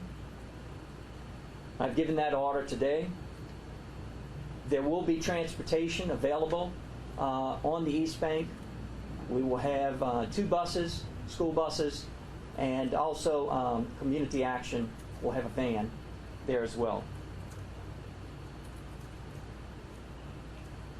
The Western Closure Complex at this time is still open. It's our appreciation that Schleffer West will not close that gate until the tide reaches close to 4 feet. We will be monitoring this closely, though, because if that does occur, early tomorrow morning, about 7 a.m., we will recategorize the voluntary evacuation south of Oakville, and we'll make it a mandatory evacuation if the Western Gate Closure Complex is closed, and/or if this storm intensifies greatly and takes more of a westerly path. With that, I want to thank everyone for coming here, and I'll turn it over to our Sheriff, Jerry Tullidge. Thank you, Mr. President. And mine's going to be short and sweet. I just want to let y'all know that we implemented our incident command. We have a very experienced staff that has dealt with this several times. I want y'all to know to please err on the side of safety, and take care of your loved ones and your families, and hopefully for the best. As the sheriff noted, we have implemented our emergency operation plans. EOC will be open 24 hours beginning tomorrow. We've put our essential employees on notice to be on call for emergency operations. We've begun sandbagging certain problem spots. There's a low area of the levee system in the Triumph area. There are also several areas in private levee in the Alliance area of our parish that are classified as vulnerable and susceptible to breach. We hope and pray they do not, that they will hold, but that will be another factor that will be incorporated into the analysis as to whether or not we take our voluntary evacuation in that area and bump it up to a mandatory evacuation tomorrow. The hour of arrival of this storm was, as of yesterday, was 8 p.m. on Saturday. Today, there are some people predicting that arrival hour will move up to 6 p.m. on Saturday. So we will be up and running early in the morning tomorrow. And as I stated, please stay tuned, because the voluntary evacuation on the West Bank south of Oakville may be bumped up to a mandatory evacuation as we continue to monitor these forecasts.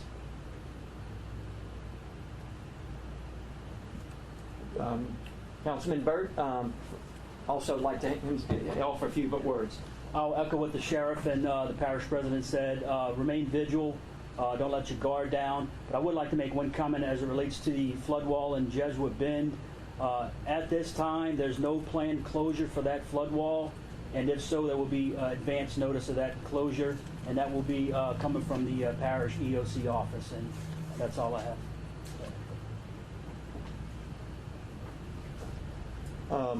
What would you like to say? Okay. The port was kind enough to inform us. I think there are about 30 some odd vessels anchored in the river. Many barges have been moved further inland. So the approximate number of barges anchored with there would be, what, about 100? Or? Less than 100. Less than 100, 75 barges. These are those preparations are being made to hunker those vessels down.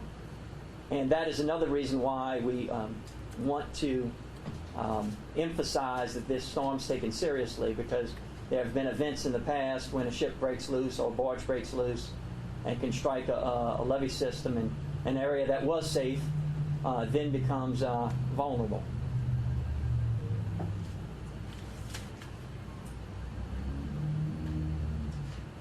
No. Anything? Director Harvey, anything? No, sir. With that, I'll open it up for questions. Can you kind of explain what is a worst case scenario from past experiences? What have you experienced as a problem area in the parish, things that we can expect? Two areas that are vulnerable would be, one would be the East Bank. and thus the mandatory evacuation. That plus the fact that Schleffer East closing the gates will inhibit the main principal route of evacuation, namely Highway 39 on the East Bank. The other area that's vulnerable is the Myrtle Grove area, Alliance area, and that there are long-term plans but that are in effect for that, and that would be the NOV-NFL plan. But the biggest source of concern would be that with the new HISDRA system that the federal government built, we saw it in Isaac. When Isaac hit the East Bank, the water hit the wall in St. Bernard and backed up into Braithwaite. And so HISDRA it has really changed the hydrology of the region.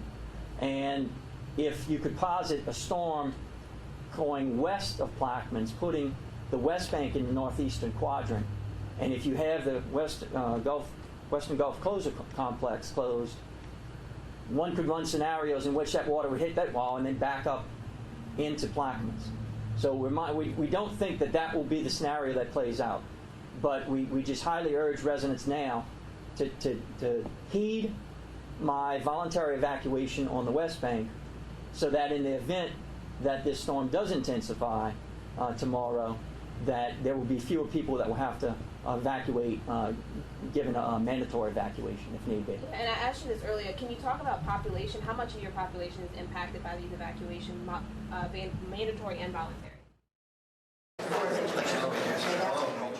All right, everyone, we want to show you this video of Vice President Pence in Puerto Rico.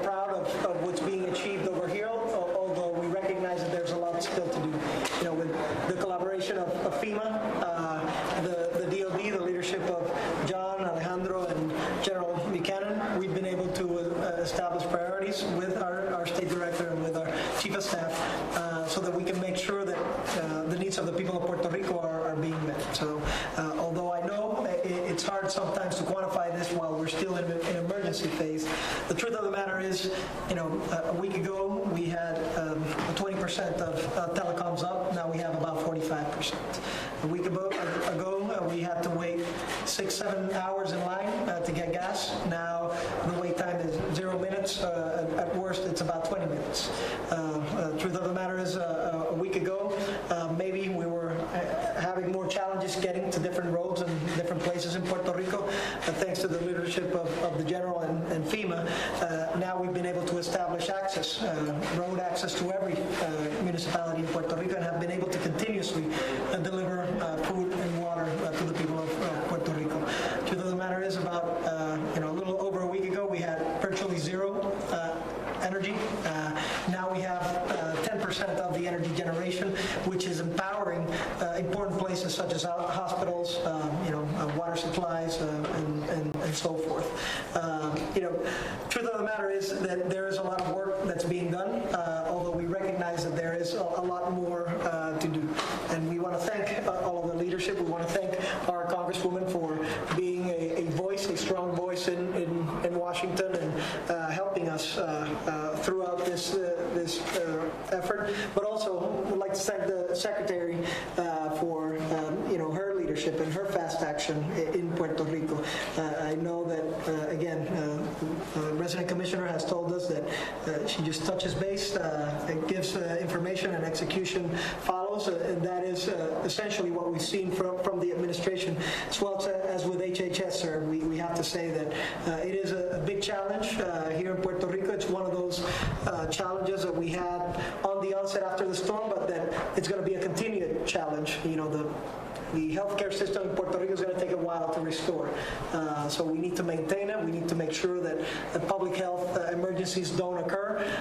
And we're very glad to collaborate with HHS, with the DMAT, so that we can execute appropriately. And of course, the Surgeon General was over here seeing what we were doing. He saw the USS Comfort, the capacity it has, and essentially the flexibility that it provides us now. So things are moving, but of course, as you stated, I want to thank you for your leadership in this. You're in here for the long haul, and so is the President. It's the only way to look at a circumstance like this. We recognize that we have an emergency faced right now, but we'll be doing a disservice to our citizens if we're not also thinking about the midterm and the long term and how we can rebuild stronger and better than before. And for that, Mr. Vice President, our petitions to the administration are a few. One, when we to consider giving a waiver for the FEMA C2G components on permanent work. Perhaps if it's not 100%, if it's a 90-10 effort, that way we can see that Puerto Rico is putting part of it in the effort as well. I think that would be very, very positive.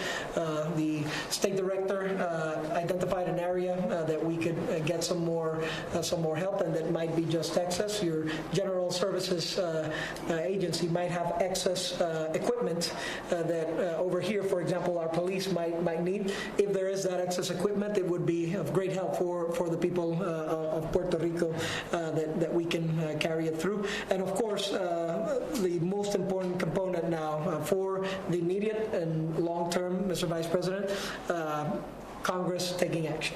Congress taking action. I know that your leadership, the President's leadership, has sent a strong message, but we really need some action from Congress so that we can get, what's fair in terms of the funding, that we recognize the magnitude of the devastation over here in Puerto Rico, that we can get a runway, given the situation in Puerto Rico, given the fiscal, short-term fiscal components, but that from our end, Mr. Vice President, we're committed to continue on executing a government that is fiscally responsible, that opens the doors to the private sector, that takes this as an opportunity to innovate and to make new opportunities for the people of Puerto Rico.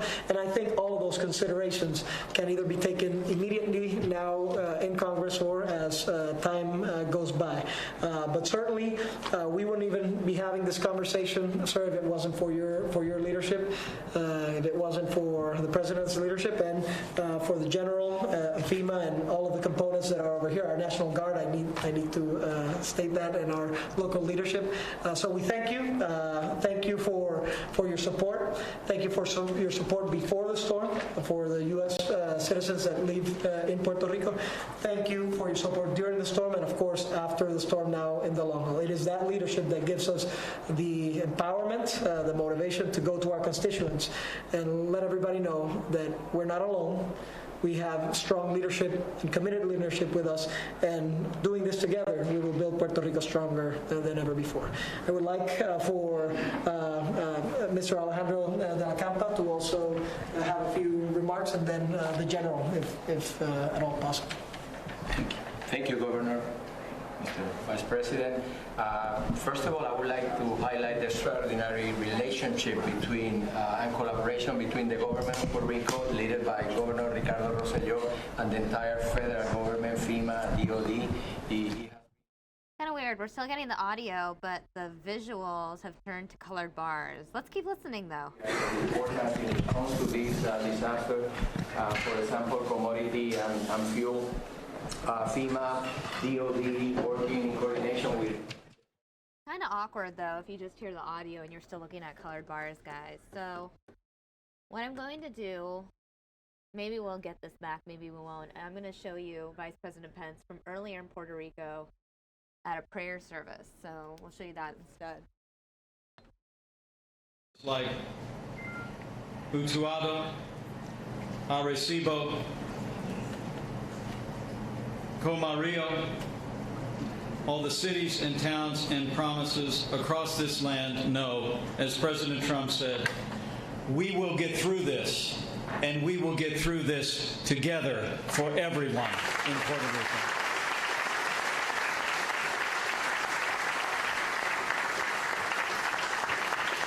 And on the President's behalf, I say to you, we will be here for the long haul.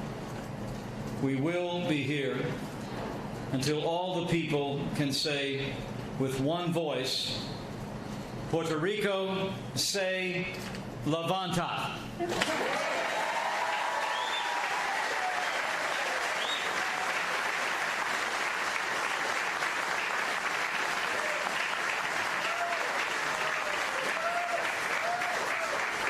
Puerto Rico is rising.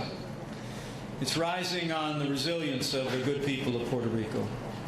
It's rising on the commitment of the American people whose hands and feet are in the form of our armed forces, in the form of FEMA, and the more than 15,000 federal personnel that are on the ground. All right, it looks like we've gotten that other feedback from Puerto Rico, so let's go and back to that feed. You said he was a little bit angry today. How do you feel when you hear that, and when people say they're angry with the response?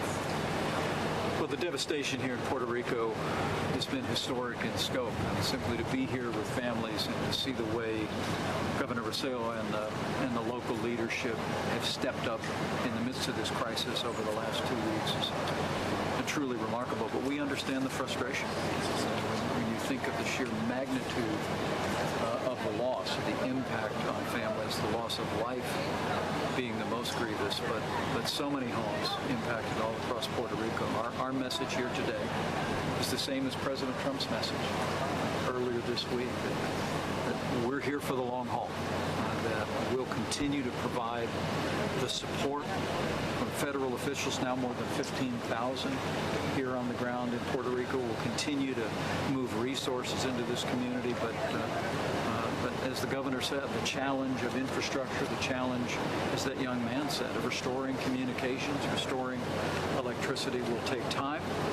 But the people of Puerto Rico need to know that their fellow Americans are with them today, be with them tomorrow, and be with them every day until Puerto Rico comes all the way back.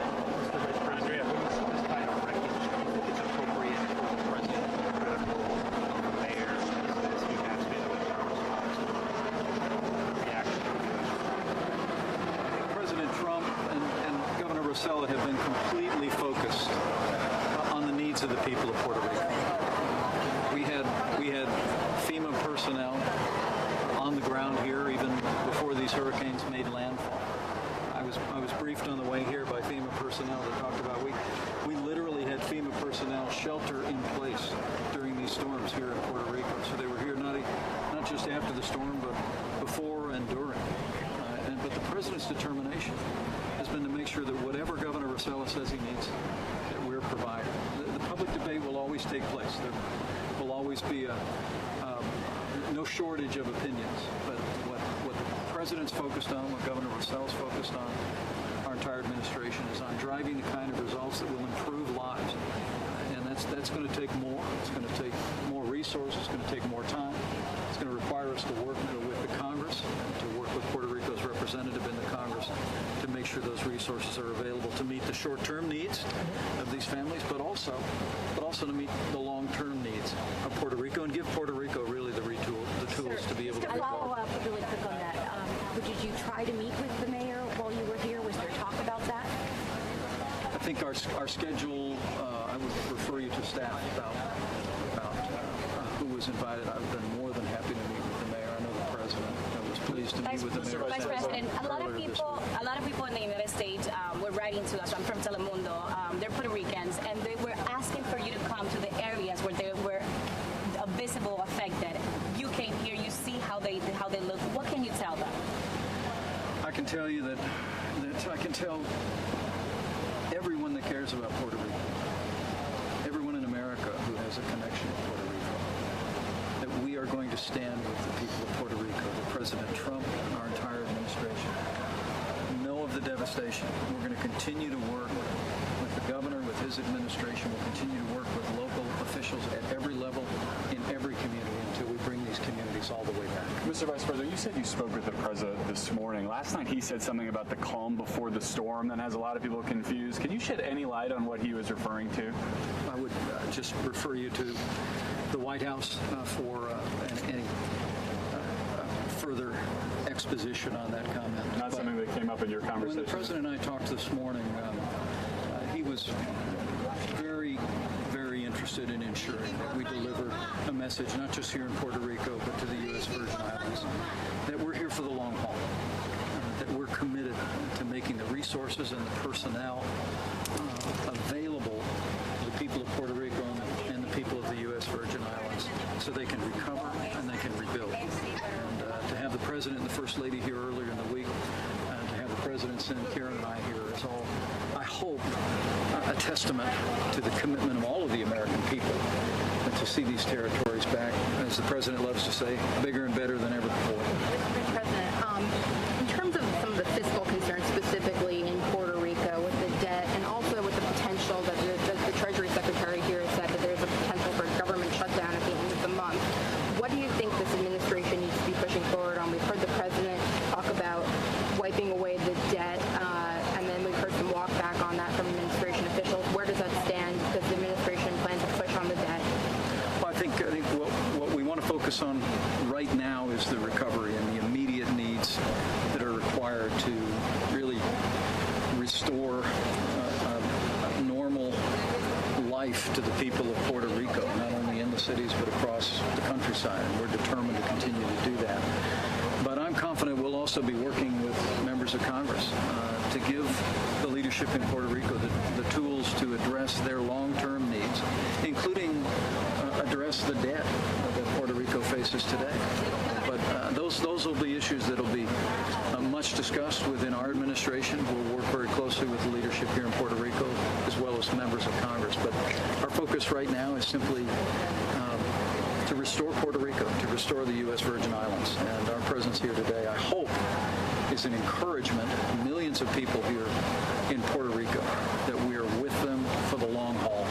And we will see this through until we have Puerto Rico rising, the U.S. Virgin Islands rising, and life is restored bigger and better than ever before. All right, thanks everybody. We got to go. Thanks, guys. Confidence in Secretary Tillerson. All right, guys. Thank you. All right, guys. Thank you. For sure. Thank you. Thank you. All right.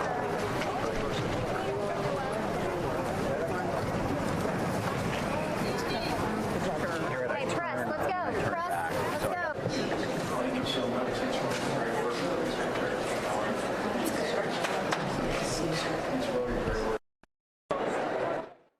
All right, everyone, so that was video of Vice President Pence in Puerto Rico. I want to go back to that church service from earlier of Pence in Puerto Rico. To that faith we repair, and we say in this place of worship that first and foremost we remember those who've lost loved ones in these storms.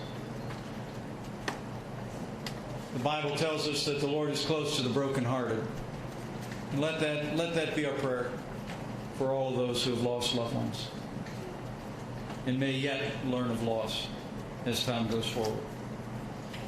Our commitment to Puerto Rico, I trust, is demonstrated by the President and the First Lady's presence here today, Karen and my presence here today. But as Jennifer kindly mentioned, I'm honored to be joined by the Secretary of Transportation, Elaine Chao.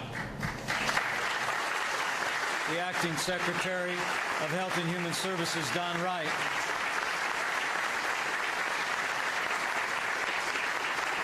And the still new Surgeon General of the United States, Dr. Jerome Adams, who has been in the islands for a week.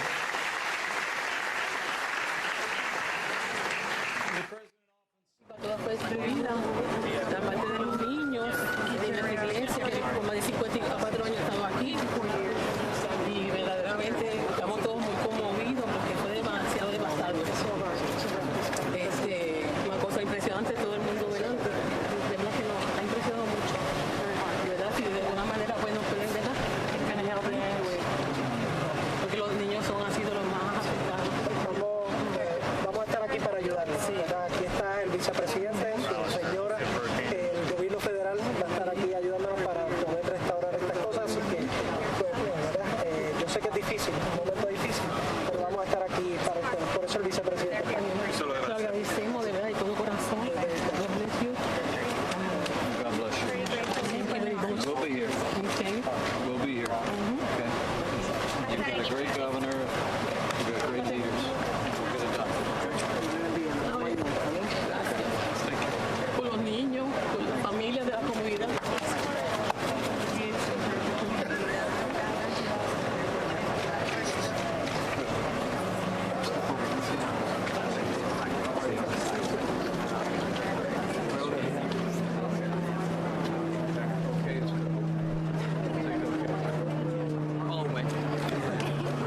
Sorry about that.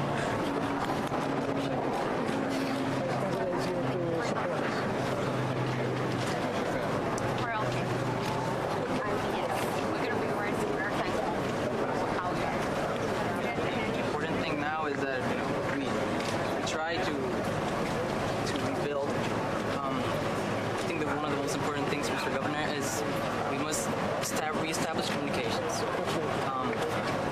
That's one of the most important things right now. Not only for us, we're here in the metropolis, we're okay. But there are places, Mr. Governor, they're not okay.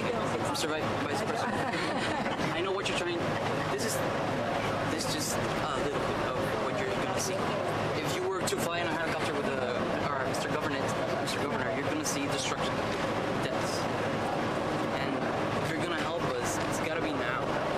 And I know FEMA, you have to fill the papers, but we need more people. We need communications, Mr. Governor, Mr. Vice President. So thank you for coming, but may this be of help.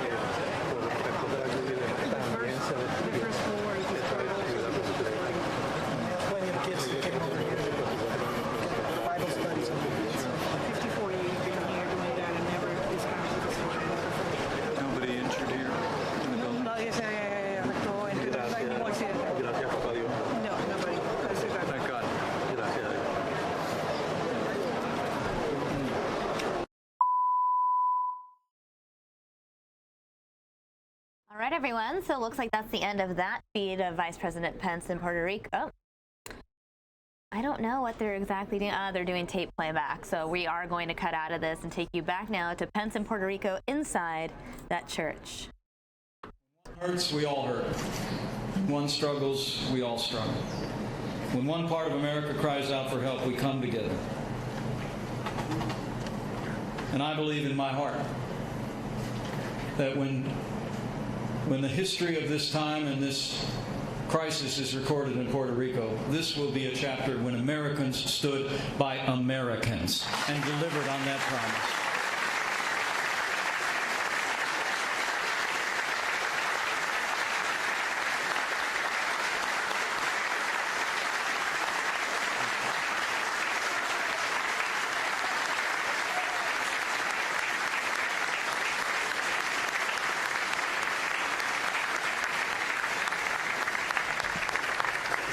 With the strong leadership of Governor Rosello, federal officials were here before the storm even arrived. During the storm, I spoke to our FEMA leadership in the region who explained to me that this was a rare occasion where FEMA personnel were sheltering in place during a Category 5 hurricane. Not once, but twice. We're proud of the efforts of FEMA. We're proud of our team on the ground. Nearly a month and a half. I know FEMA, you have to fill the papers, but we need more people. We need communications, Mr. Governor, Mr. Vice President. So thank you for coming, but may this be of help. Because right now we are all wet. I'm a little bit angry, Mr. Vice President. We're all wet because you came here. I have to be angry because that's when people move.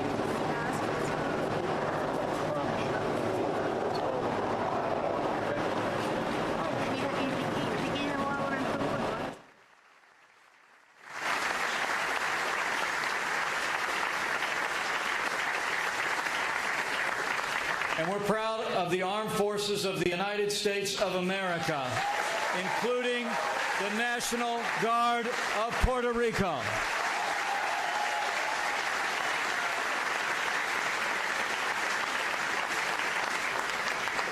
It is remarkable to think of those patriots in the Puerto Rican National Guard, many of whom suffered loss in their homes, in their communities, but still answered the governor's call, stepped forward to come alongside neighbors and friends in their hour of need.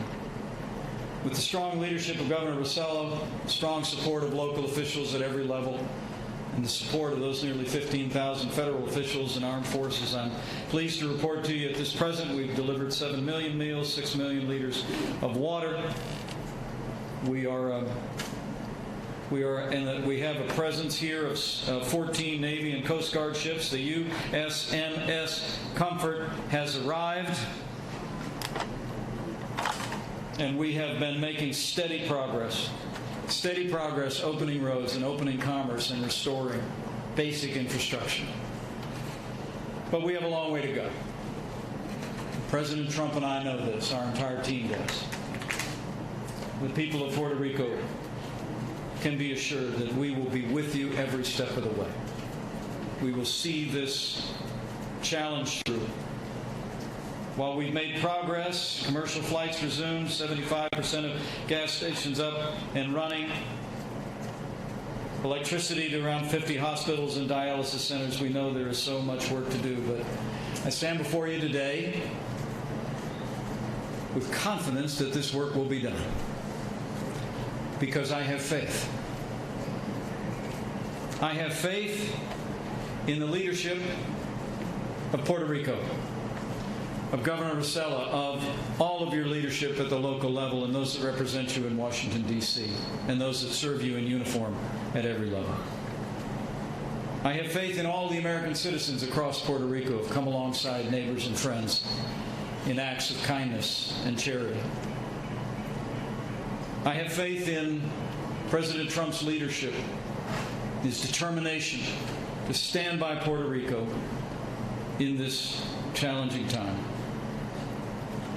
And I have faith that all of the American people stand today committed to see Puerto Rico through, because we are all unidos por Puerto Rico.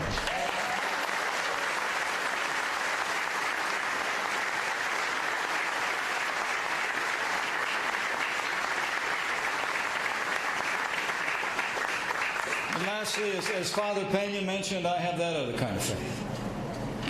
I have faith that he and who the people of Puerto Rico have placed their trust for generations past is still with us today as our refuge and our strength. And that as Puerto Rico and its people do as you've done throughout your history, you continue to build on that rock. That the rains may come down, the winds will blow and beat against the house, but the house will not fall because it's built upon the rock.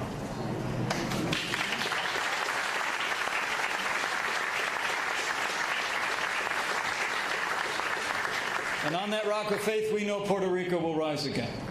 The U.S. Virgin Islands will rise again. As President Trump loves to say, bigger and better than ever before. And so let me say with confidence, with your continued generosity to your neighbors, with the strong leadership of Puerto Rico at every level, with the dedication of American officials, from our armed forces to FEMA, the generosity of Americans who at this very hour are finding ways to help and contribute to the renewal of this region, with the leadership of President Donald Trump in the White House, and with God's help, I know in my heart of hearts, Coqui will sing loudly once again. And the best days for Puerto Rico and for all of America are yet to come. Thank you. God bless all of you. God bless Puerto Rico, and may God bless the United States of America.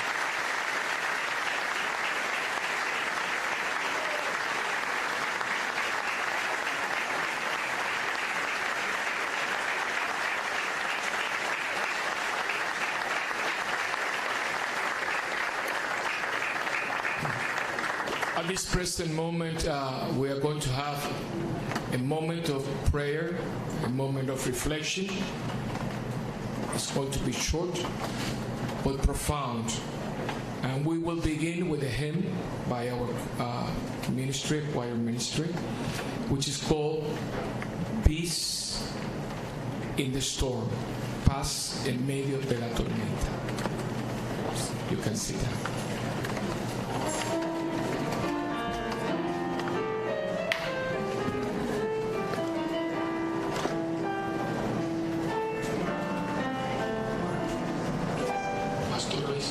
Cuando lloras por las veces que intentaste y tratas de olvidar las lágrimas que lloraste,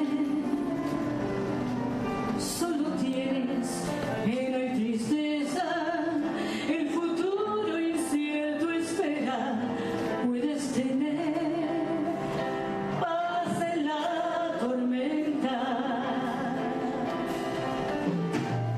muchas veces yo me siento igual que tú y mi corazón anhela algo real. El Señor viene a mí y me ayuda a seguir en paz en medio de la tormenta.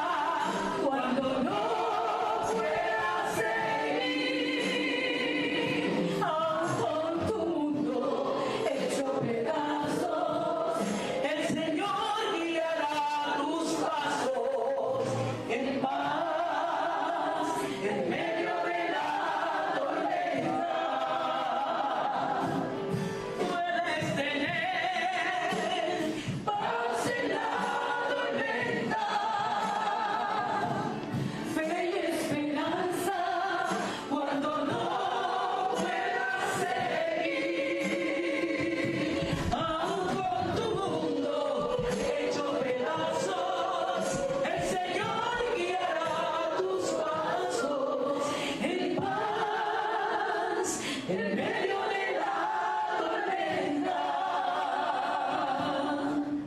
en paz, en medio de la tormenta.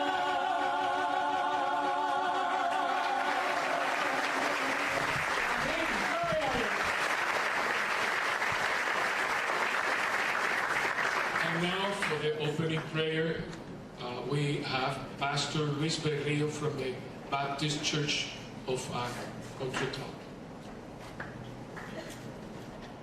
Le invito a estar de pie para presentar una oración al Señor.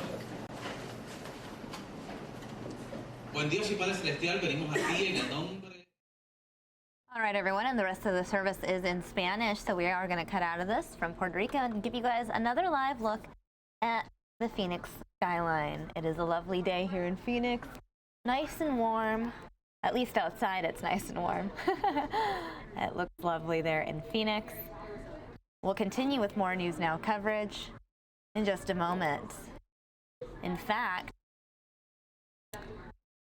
the Department of Defense, the Pentagon, holding their press conference to update us on the latest coming out of the Defense Department. Let's go ahead and show you guys this press conference now.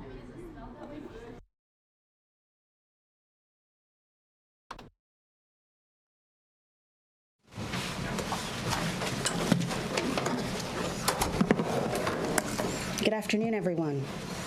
Joining me today is Lieutenant General Frank McKenzie, Director of the Joint Staff. As many of you have already reported, last night 3 U.S. service members and 1 partner nation member were killed. 2 U.S. service members were injured while conducting an advise and assist mission in Niger's security forces in southwest Niger.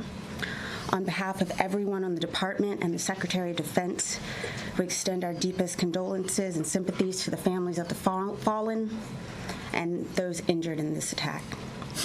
We also send our thoughts and prayers to all of our fellow Americans who have been devastated by successive hurricanes and the tragic shooting in Las Vegas this week. First, I will update you on our ongoing hurricane relief efforts. Second, I'll discuss where we stand on the current continuing resolution and our need for a full FY18 budget. Then we'll take your questions. Today, the department continues to support FEMA in hurricane relief efforts in Puerto Rico. To date, the department has deployed more than 11,000 active duty and National Guard troops, dispatched 80 tilt and rotary wing aircraft, provided 5.8 million liters of water, 7.3 million meals, 22,000 cots, 11,000 tarps, 278 generators, and more than 100 fuel trucks and drivers. Lieutenant General Buchanan, Commander, U.S. Army North, has been on the ground for a week, and his team has already opened all 9 seaports and all 10 airports. Their work was critical to delivering relief supplies to the island. On Tuesday, the USNS Comfort arrived with 800 medical personnel providing patients with a full suite of care, including surgical, pediatric, and trauma support with 250 hospital beds. The U.S. Army Corps of Engineers has been on the ground installing generators at critical facilities to include 66 hospitals. 15 of those hospitals are now operational, and 51 are operating on generator power. At the Oaxaca Dam in northeast Puerto Rico, the Corps of Engineers is doing erosion repairs. This work is critical to more than 230,000 people who rely on the reservoir above the dam for drinking water. The department will remain fully engaged in providing humanitarian assistance to our fellow Americans in Puerto Rico until we've restored some semblance of normalcy to their lives. As the Secretary of Defense said in testimony this week, when it comes to helping Americans, it's all hands on deck. In addition to our support in Puerto Rico, we are also helping in Dominica, Martinique, Guadeloupe, where we are assisting France and the Netherlands in their relief efforts on these islands. In addition to supporting state and local authorities during these recent natural disasters, the Department of Defense supports a variety of operations around the world, which is why the department needs a sufficient and predictable budget. This week marked the 9th consecutive fiscal year the department has operated under a continuing resolution, or CR. Over the last decade, the department has operated under a CR for over 1,000 days. That's nearly 3 full years. The current CR funds the government through the first 10 weeks of the fiscal year. Continuing resolutions hurt the readiness of our forces and their equipment. The longer the CR lasts, the more damage they do. That is why it is imperative that Congress passes a full-year budget and eliminates the defense budget caps in the Budget Control Act. As Secretary Mattis testified earlier this year, no enemy in the field has done more to harm the combat readiness of our military than sequestration. The department needs the FY18 budget to strengthen our armed forces and improve lethality. Therefore, we encourage the Congress to exercise the rightful stewardship of the taxpayers' dollars and pass a fiscal year 18 budget before the CR ends on December 8th. And with that, I will take your questions. Lita. Dana, I'm looking for sort of an update on the last time we saw you on some troop issues. At that time, you suggested that the Secretary was adamant about his belief that there should be more transparency, and you said that some general, broad troop numbers for Iraq and Syria would be forthcoming. I'm wondering if you can update us on the progress of that. The Secretary also this week said or acknowledged that because of the broad hurricane effort, that some of the deployments to Afghanistan have been delayed. General McKenzie, I'm wondering if you can give us a little bit more granularity on that. At the time you did your last briefing, we were told there were about 11,000 troops in Afghanistan. This week, the Secretary and the Chairman said there are still about 11,000 troops in Afghanistan, suggesting that very little of this close to 3,500, 4,000 uptick has come in. Can you tell us sort of what the impact has been? How has it affected the actual work on the ground? Because both General Nicholson and the Chairman have both talked about this need for additional support on the ground. Well, I'll take your first question. We are still working on the Iraq and Syria numbers. That is a commitment of the Secretaries to be more transparent.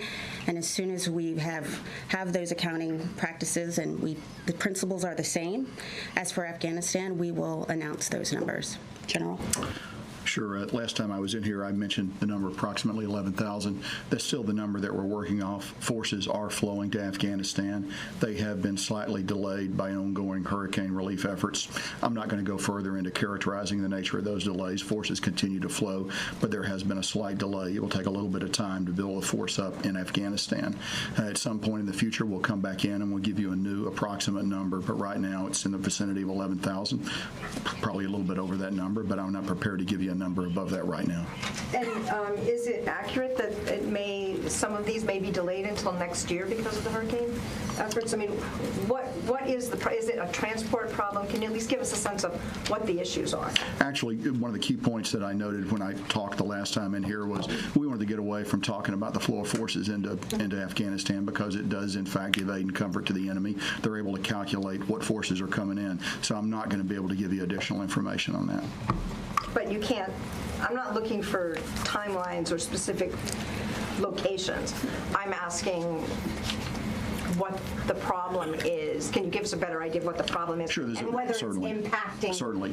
So let me characterize it like this. There's a finite number of transport aircraft that U.S. Transportation Command has. We're moving things to Puerto Rico. We're doing a variety of things to help down there. The department has been very aggressive in supporting FEMA and the other agencies of the United States government, given the fact that we have a finite number of transport aircraft that will inevitably slow movement to other theaters, and the slight delay in in the flow of forces to Afghanistan. It's sort of a natural component of that, and that's about as much detail as I'm prepared to give. Hans. General McKenzie, a couple just on the situation in Niger. Could you kind of describe beyond the advise and assist and the training mission going on there, are these forces, U.S. forces, looking to engage Islamic militants? No, we're there on a security assistance advise mission. This was, and I don't have any further particular operational detail on this, but it's a pretty broad mission with the government of Niger in order to increase their capability to stand alone and to prosecute violent extremists in the region. When they were ambushed, did the opposing force know that these were American forces? I don't know that they were ambushed. I don't know that we are prepared to characterize this. There was engagement. I think we're still gathering information on that. But just one quick follow-up. Did they know that they were Americans? We were not prepared to tell any more details. Ryan? Just to follow one up quickly on Niger, what kind of risks do the some 800 U.S. forces in Niger right now? I mean, I know it's an advise and assist mission, but what kind of risk, what kind of environment? Is this considered a combat environment? I think clearly there's risk for our forces in Niger. Anytime we deploy full forces globally, we look very hard at the enablers that need to be in place in order to provide security for them. That ranges from the ability to pull them out if they're injured to the ability to reinforce them at the point of a fight if they need reinforcement. We look at all those things and evaluate on a continual basis. I'm not going to go into any further detail on what's actually happening inside Niger because we have ongoing partnered operations occurring now. Christina. Thank you so much. There was a report today that the DoD is shifting $440 million into its missile defense budget instead of waiting for next year. Can you discuss why the DoD is taking this step and what message this sends to North Korea? I don't have any particular details on that, but let me take that and I'll come back to you, Christina. And then just a second question. The Congress recently, Senate Armed Services Committee recently slammed DoD for not giving it more information on the plans for Iraq and Afghanistan, and Senator McCain is holding up defense nominees. What's your response to those actions, and have you taken any steps to engage with the committee since then? The department engages with the committee consistently, but as you heard in the Secretary's testimony, we are committed to provide as much transparency in an open or closed session to the committee, and we are working with Senator McCain's staff to ensure he gets all the answers that he needs, as well as the HASC. The senator and the chairman were on the Hill for 6 hours, so they are both personally committed to making sure that the committees get exactly what they need. Lucas. Who carried out the attack in Niger? We don't have any details on that. Remember, our mission there was a security assistance. We've been there a long time in helping African nations build partner capacity. But you must have some suspects. They're ongoing operations, and we're no more details right now. General, was there a surveillance drone flying overhead when the U.S. forces were attacked? I'm going to have to just tell you, ongoing operations, we're not prepared to go into any details on them right now. Would it have made a difference if it was? We're not going to talk about any more details. Tara. Sean. Oh, Carla. Carla, I'm sorry. Anyway, that's okay. I just really wanted to quickly follow up on that. Were there any enemy forces killed during the attack in Niger? Again, there are ongoing operations, and we're not prepared to talk any more details. Qasim with Anadolu Agency. My question will be on Iraq. There are reports coming out of Iraq saying that the U.S. is establishing a base in Mahmur and deploying forces down there as well as some other elements. Can you confirm that the U.S. is establishing or forming any base or enlarging any bases in Mahmur? And what is the reason for deploying forces and these efforts down in Mahmur? Yeah, that's You go ahead. Yes. That's an operational issue. I'm not just not going to refer to it at all. I'm not denying it or confirming it. It's an operational issue, so I'm not going to be able to discuss it. Back. Sean Stone, Military Times. Do you know if U.S. troops were mounted or dismounted when they were attacked? And are U.S. troops in Niger operating out of up-armored vehicles or light-skinned tactical vehicles? to you. Yes. Not going to share the nature of what the patrol was doing, what the operation was doing at the time that it came under fire. I don't think that would be useful to share that information. I'll have to get back to you on the nature of the vehicles, if any. Please. Tony Bertuca, Inside Defense. FY18 budget question. General Dunford said when he was on the Hill that the building is working on a missile defense supplemental package for FY18. How big is that going to be? Is it in the billions of dollars or hundreds of millions? I will get you more details specifically on these reprogramming, but again, our emphasis is that we need a full year, fiscal year 18 budget. CRs, the CR ends on the December 8th, and the longer they go, the worse it is for all of our programming, and it's a waste of taxpayer dollars. Yes, and this is separate from reprogramming. Absolutely. This is additional FY18 money being requested. You can confirm, though, it's in the works and it's being built. We will get you more details. Thanks. Tony. Can you give some specificity to the damage being caused to specific programs under the continuing resolution? And for General, I had a couple for you. Well, I can tell you one that both the Army, the Navy, and the Air Force had all planned in strength growth, and that can't happen under a CR. So that's one implication.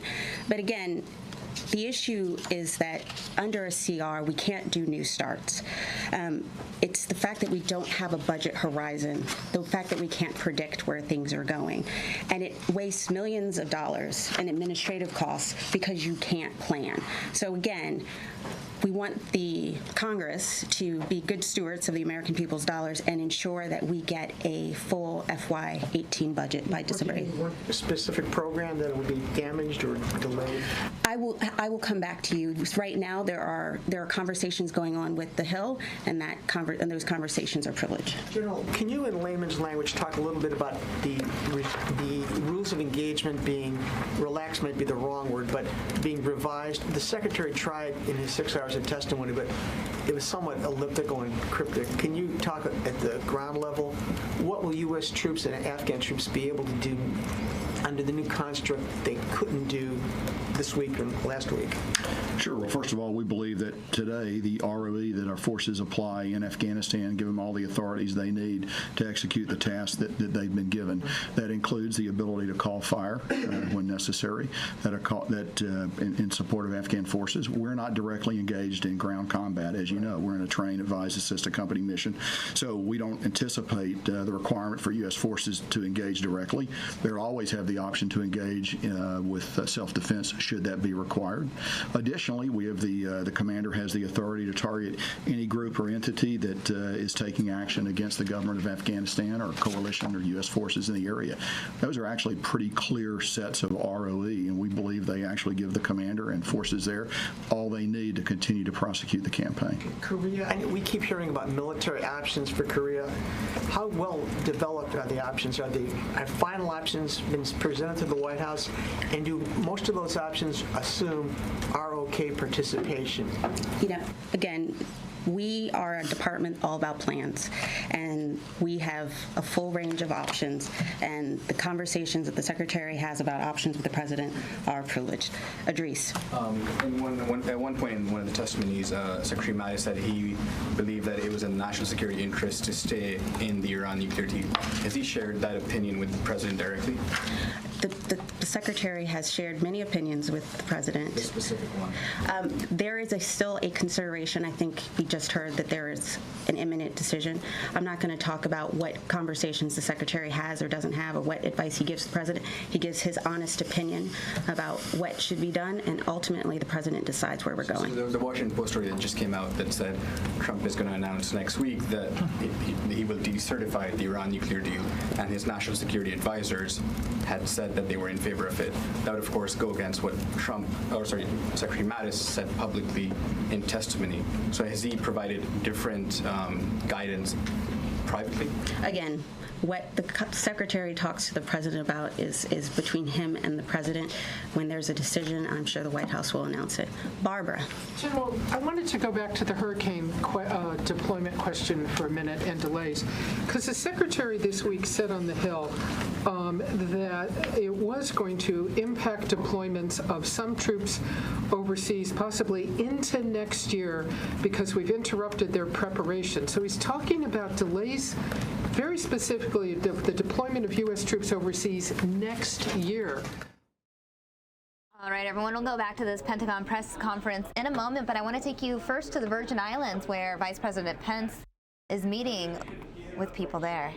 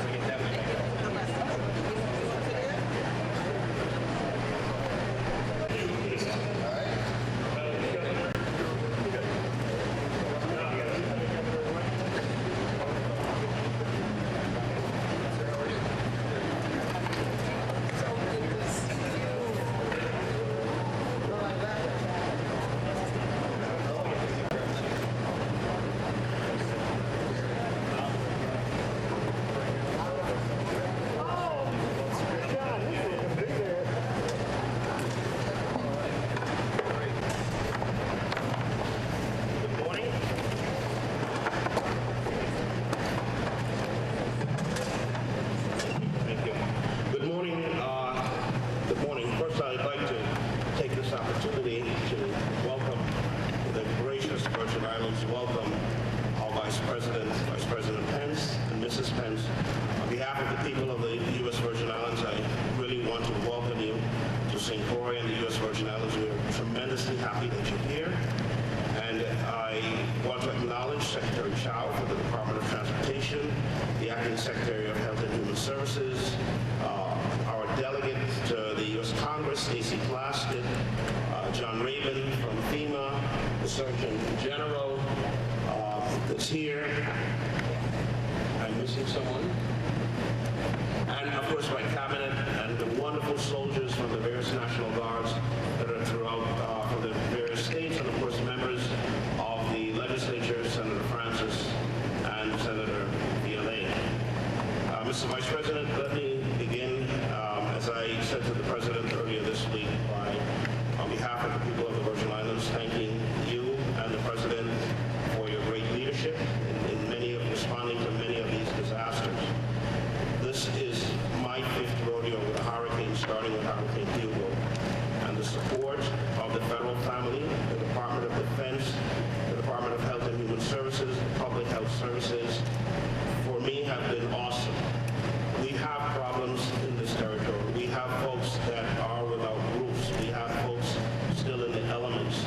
But where we're at, 31 or 32 days following Hurricane Irma, 2.5 weeks after Hurricane Maria, for me is significant progress, and it has occurred because of the resiliency of the people of this territory, the partnership with our federal family, the leadership of the President, the care and concern of yourself. I've spoken with you several times, and you've said to me, Governor, whatever you need, you let me know. And every ask, every recommendation, every advice that you've provided, and the support you've provided to the people of this territory now have us talking about the university being open on Tuesday, children going back to school on Tuesday, the private sector getting themselves up and running, and private sector employees going back to work.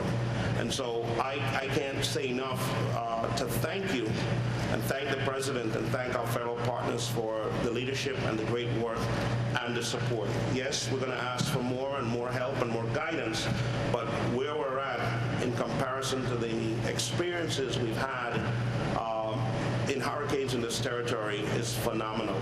And I would like to end my comment by saying there is no country, we're all proud Americans, there is no country that responds to disasters like the United States of America.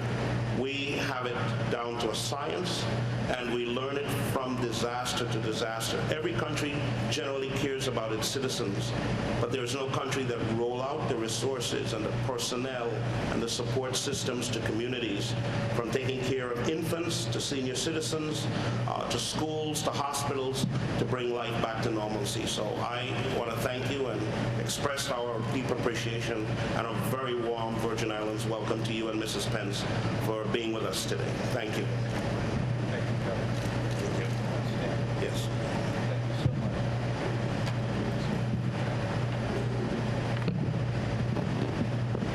Well, Governor Mapp, thank you so much for your leadership, the leadership of your entire team. My wife Karen and I are honored to be with you today. I spoke to the President this morning. He wanted us to be here in the U.S. Virgin Islands to say very plainly and simply, we are with you today. We will be with you tomorrow. We will be with you every day until the U.S. Virgin Islands comes all the way back. That's our pledge to each and every one of you. Honored to be joined by people that have been making this happen, particularly proud. The members of the military who are with us today.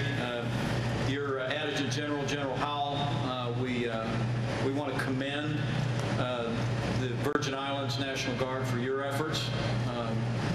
It's extraordinary for me to think of citizen soldiers, many of whom lost their own home, families in dire circumstances who nevertheless put on the uniform and stepped into the gap and have been there for families that have made a difference over much of the last 2 weeks in the lives of people across the U.S. Virgin Islands. I'm also very proud to see that at this moment, I am told that how states are there, General? There are here. 25 American states have provided support to the National Guard, including we're joined today by the Tennessee National Guard, the Vermont National Guard, and the Missouri National Guard, a part of this Air Wing, Air Assets. Let's give them a big round of applause. We're awful proud.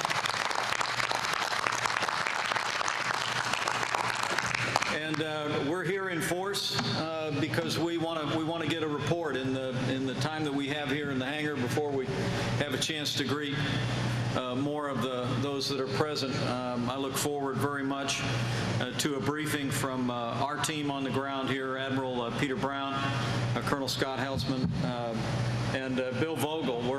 We are awfully proud of FEMA and the job that FEMA has been doing on the ground, and I'm told that Bill Vogel, you just call him Big Bill. Where did he go? Big Bill. Thank you, Bill. Great job on the ground. And of course, I want to thank your delegate, Stacy Plaskett, who has been a great champion in Washington, D.C.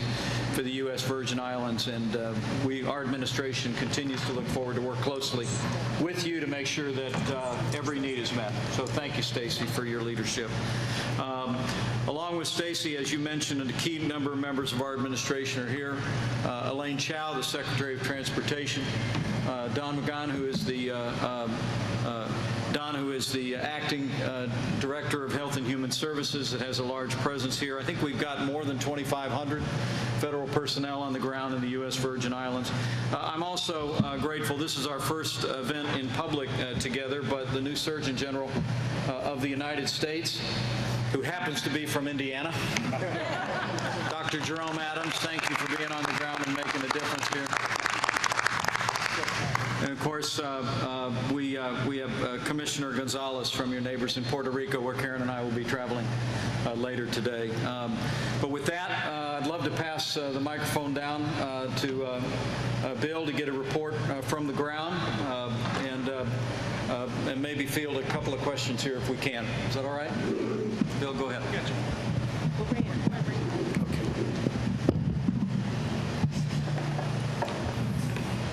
Well, good morning, Vice President Pence and Ms. Pence, all other distinguished visitors. I'm absolutely proud to be here. The whole Fredville family aches for what happened to the U.S. Virgin Islands, first on the 6th of September and then on the 20th of September. And, you know, when I first decided that I might like to work for FEMA, I don't think I ever thought about the fact that I would be in an area where within 2 weeks we would go through 2 Category 5 hurricanes. But the resilience of the people here, the attitude of everyone who's working together, the team has done a phenomenal job. We could not do it without all of the support from Washington, D.C., the military, the private sector. Everyone has really worked very hard in order to be able to do their best to help people who need help. We've brought in some 4 million meals. We've given out some 1,500 or 15 million liters of water. We've had no problem getting stuff resupplied from the continental United States. And I will tell you, the JTF in the beginning and the air bridge that was established was absolutely critical. I don't think people sometimes realize how difficult it is with the logistics operations over the shore. And until you get the barges going, the only way you get stuff here is an aircraft. And I will tell you, the military did a fantastic job helping us, from the Kearsarge and the WASP, and all of those people were just outstanding supporting us. We also have worked very closely with Dr. Davis as the Commissioner of Health in trying to make sure that they've got adequate medical facilities to take care of their people. And we've had a couple of disaster medical assistance teams that have been here helping at the 2 facilities that were damaged. Now we have 2 area support medical companies that are here. One of them is in the process of deploying. But yesterday, the Army Corps of Engineers gave the governor a fantastic briefing on the Western shelter system, and we're going to help them with 2 Western shelter systems to provide medical services while those hospitals are being rebuilt or repaired on both St. Croix and St. Thomas. The Army Corps of Engineers has also worked very, very hard in order to be able to establish emergency power generation in key facilities throughout all 3 islands. The National Guard has provided great help out here on the flight line, and I will tell you, all night long when the C-17s and the C-5s are landing with stuff, they're out here helping us move it. The governor has been absolutely wonderful, making sure that we had the things that we needed in order to be able to do our job. It's so important to make sure that those responders who are coming to help us aren't going to interfere with what's going on within the affected area. We have a cruise ship that's really helping us out with berthing. We've got a few of them, as a matter of fact, and another one coming, thank goodness. And you know, I just can't say enough about the cooperative spirit, the hard work, and the great relationship that we have established with the entire U.S. Virgin Islands government, with Ms. Plaskett, who has worked so hard in order to be able to help us get the things that we needed from D.C.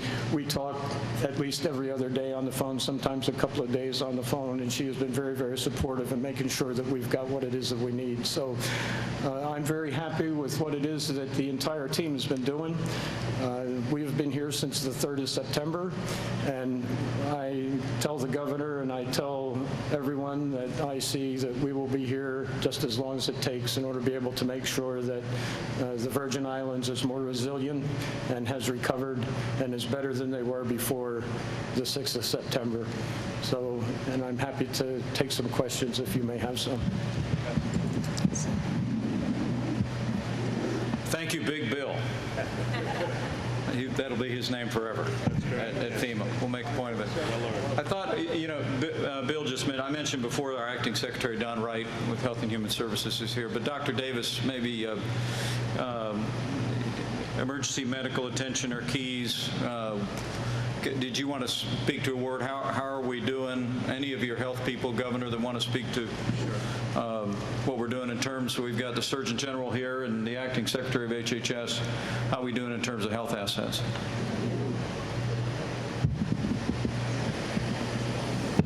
Yes, thank you so much, Vice President Pence. I'd just like to say that I'm very proud of all the federal support that we are receiving, being wearing dual hats as a federal employee, as well as the health commissioner for the Virgin Islands. We've gotten enormous support from every agency within HHS, and we're going to get additional support.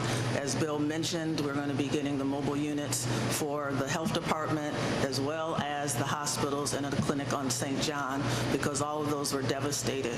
We've been getting the DMAT teams who are doing absolutely wonderful with the hospitals, and then we have an aero support medical unit that's coming in to St. Croix today, a 48-person unit to assist with the hospital and to provide relief for all of our hard-working nurses and doctors and other first responders who have been working tirelessly since September 3rd. Thank you.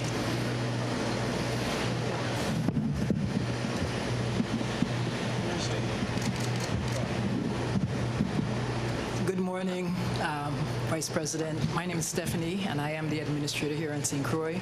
And I'd like to publicly say to all of our first responders, our federal partners, and our local administration, and particularly our governor, Governor Mapp, for your leadership.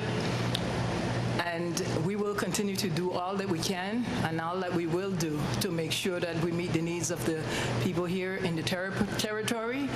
And I'd like to say thank you once more, and I'd like to thank our president, President Trump, for all of his assistance. Thank you.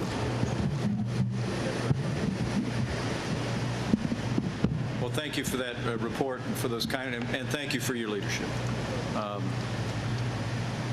And thank you for mentioning this great governor you have in the Virgin Islands.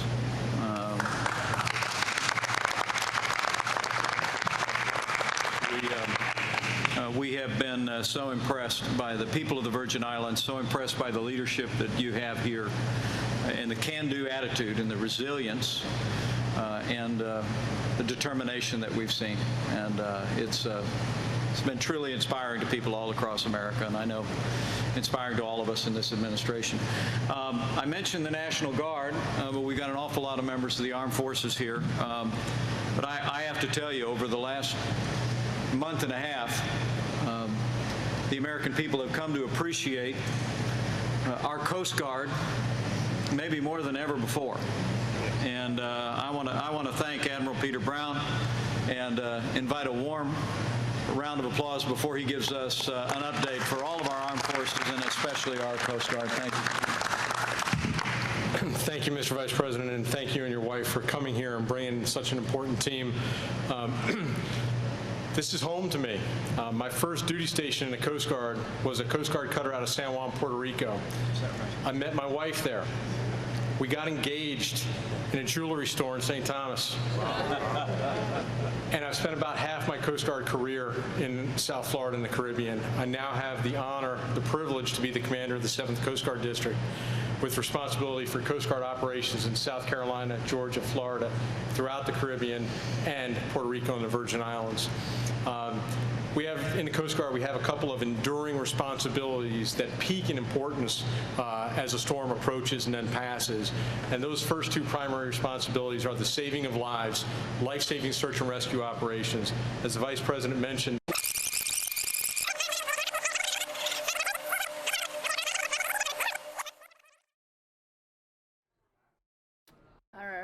Looks like they are rewinding that tape playback of Vice President Pence in the Virgin Islands now. Can't really understand what he's saying. Listen in. No idea what the VP is saying here. So I guess at this point it kind of wraps up our Pence coverage in the Virgin Islands once they stop rewinding, but doesn't seem like they will. So let's move on from this, shall we? And let's go ahead and wrap up the show on a positive note. Oh wait, no, they stopped rewinding. Let's keep listening. Governor, that want to speak to what we're doing in terms, so we've got the Surgeon General here and the Acting Secretary of HHS. How are we doing in terms of health assets?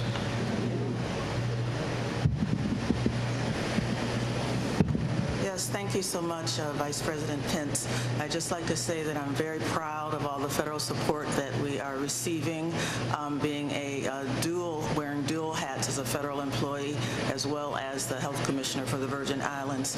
We've gotten enormous support from every agency within HHS, and we're going to get additional support. As Bill mentioned, we're going to be getting the mobile units for the health department, as well as the hospitals and a clinic on St. John, because all of those were devastated.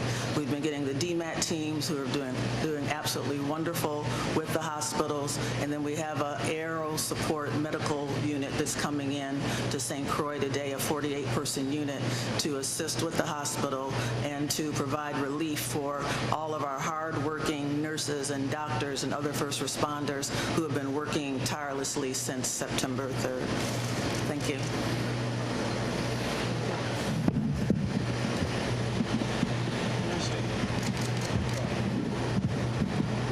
Good morning, Vice President. My name is Stephanie, and I am the administrator here in St. Croix. And I'd like to publicly say to all of our first responders, our federal partners, and our local administration, and particularly our governor, Governor Mapp, for your leadership. And we will continue to do all that we can and all that we will do to make sure that we meet the needs of the people here in the territory. And I'd like to say thank you once more, and I'd like to thank our President, President Trump, for all of his assistance. Thank you. Well, thank you for that report and for those kind, and thank you for your leadership. And thank you for mentioning this great governor you have in the Virgin Islands. All right, everyone, we are going to cut out of the Virgin Islands feed and take you to Arizona for live aerials above the Arizona State Fair. This is a good way to kick off the weekend, right? If you're local in Arizona, I highly recommend checking out the State Fair. If for anything, the fried food.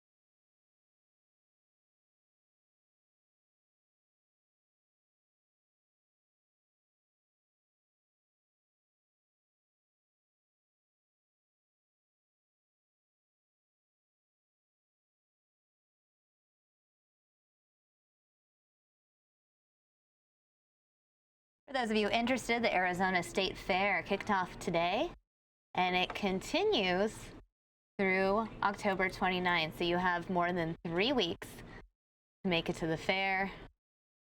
There are cooking contests, fried food, so much at the fair. Concerts as well, entertainment, rides, so much ahead.